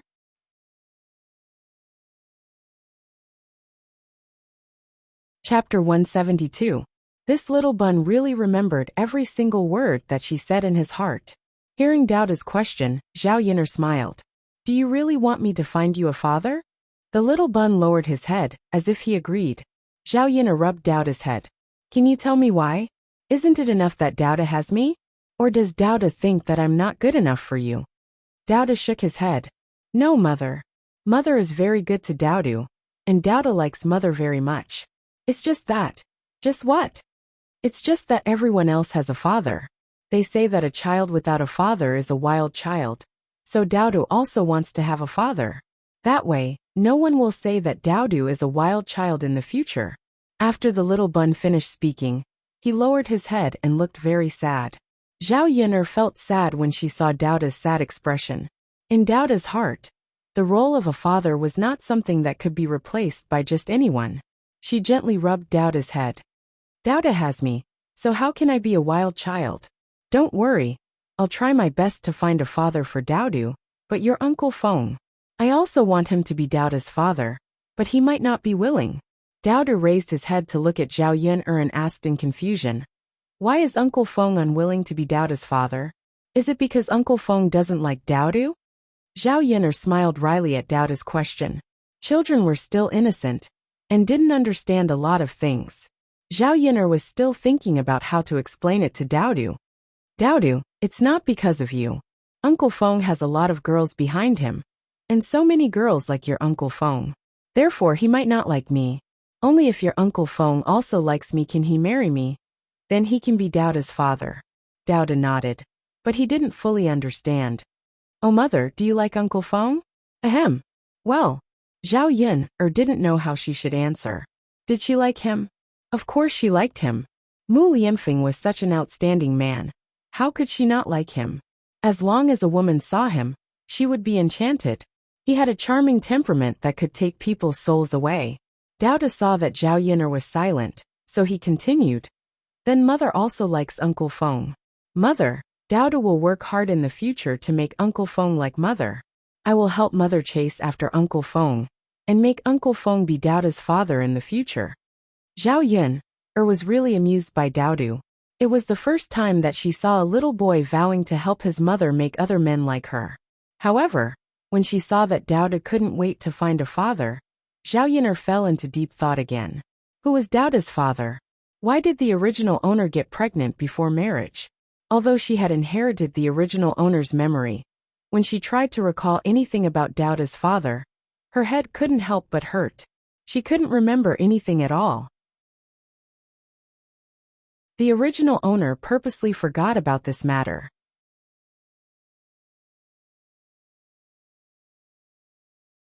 Chapter 173. Zhao Wenxing came over without resting for a while in the afternoon. Today, Zhao Yin'er was sent over by Mu Lianfeng. He was wondering if something had happened to Zhao Yin'er. He cared about this niece of his. After all, Zhao Yin'er had lived a hard life in the past few years. If he didn't care about her, no one would care about her. Fifth uncle, seeing Zhao Wenxing coming over, Zhao Yin'er smiled and asked Zhao Wenxing to sit down. Yin'er, are you okay? Why did you let a man send you back today? You don't know how mean those women were. Zhao Wenxing said helplessly. Zhao Yin'er knew that Zhao Wenxing cared about her and didn't mean to blame her. He said this to remind Zhao Yin'er to pay attention to what she should pay attention to, so that others wouldn't gossip about her, which would have a bad influence. Zhao Yin'er's reputation in the village was already bad. If this continued, it would be worse. Fifth grandpa. Because my mother's leg was injured, Uncle Feng sent her back. Daoda said in a childish voice. Zhao Wenxing didn't notice the injury on Zhao Yin'er's leg until now. When he looked at Zhao Yin'er, he felt a little sorry. I see. Alas, if I hear those women talking nonsense later, I'll definitely help you explain it clearly. Zhao Yin'er smiled. It's okay, fifth uncle. Let them say what they want. There's no need for us to explain. Sometimes what they want is not the truth. They just like to mock others. I'm an honest person. If there's no truth, there's no truth. Zhao Wenxing nodded. He felt that Zhao Yin'er was right. In fact, sometimes when rumors spread, it wasn't that others didn't know the truth. It was just that others liked to criticize and couldn't wait to exaggerate the matter. In the end, the rumors were far from the truth. Zhao Wenxing asked about Zhao Yin'er's injuries with concern, and then prepared to leave. Zhao Yin'er looked at Zhao Wenxing's tall back and joked. Fifth uncle, when are you going to find me a fifth aunt? A man of Zhao Wenxing's age would definitely be considered an old leftover man in ancient times. Zhao Wenxing's body stiffened, and his ears turned slightly red. It's still early, there's no rush. Then fifth uncle, do you have a girl you like? If there is, I can ask grandma to propose a marriage for fifth uncle. Zhao Wenxing sighed and shook his head. No, I didn't. Zhao Wenxing's answer was obviously a few seconds slower. Zhao Yin'er could see that Zhao Wenxing was lying. Zhao Yin'er didn't ask too much. Everyone would take care of their own matters. It wasn't good for others to interfere too much. Because her leg was injured, Zhao Yin'er probably wouldn't be able to deliver goods to Yang City for the next few days. If she didn't deliver bullfrogs to Sun Zhongquan for a few days, Sun Zhongquan's business would be affected. Zhao Yin'er asked Zhao Tianfu to look for Lu Lei. Zhao Yin'er couldn't trouble other people, and she didn't trust them. She could only rely on Lu Lei. When Lu Lei heard Zhao Yin'er's request, he agreed without hesitation. In his opinion, helping Zhao Yin'er deliver goods was a very simple matter. It wasn't too troublesome. He was afraid that Zhao Yin'er would take on everything herself. If she didn't ask for his help, he wouldn't even have a chance to perform.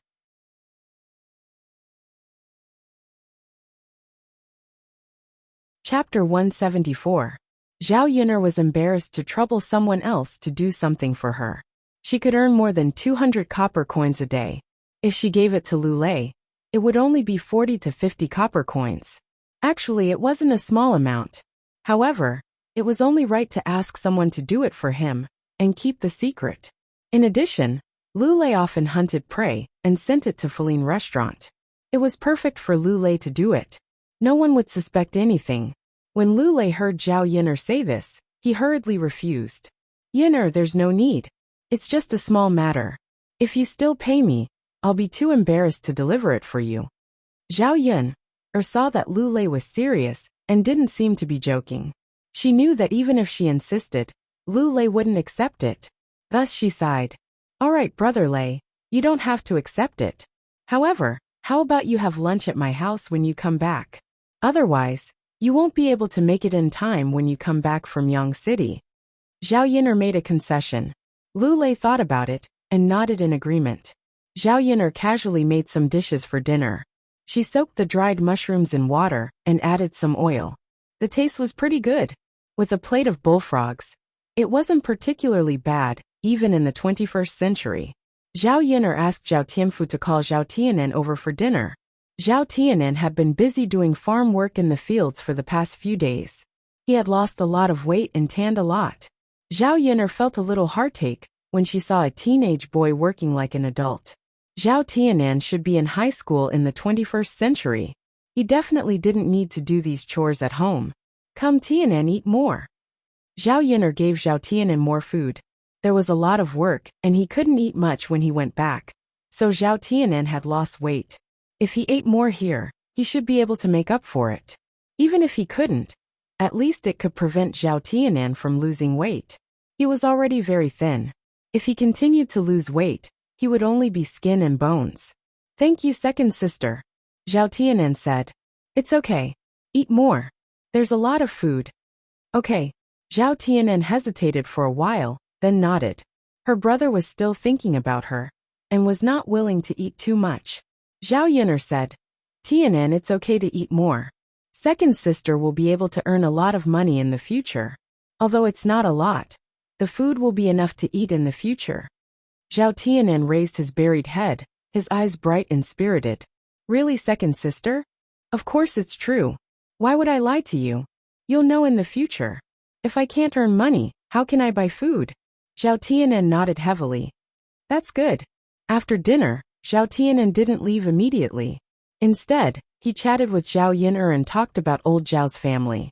Zhao Yun'er saw that Zhao Tianen knew a lot. He didn't get involved in what happened in old Zhao's family, but he basically remembered everything. Zhao Yun'er thought of the original owner's pregnancy before marriage, so she asked Zhao Tianen. Tianen, second sister, knocked her head on the ground last time, so I have forgotten some things. I have something to ask you. Can you tell second sister about it? You're tuning in to the Li Mei's Sword of Destiny YouTube channel. We're so grateful for your support, and don't forget to subscribe to join us on this incredible journey through captivating stories. Your generosity through donations truly makes a world of difference, as it's the primary source of revenue that allows me to expand and enhance this channel for you. Thank you from the bottom of my heart for being a part of this adventure.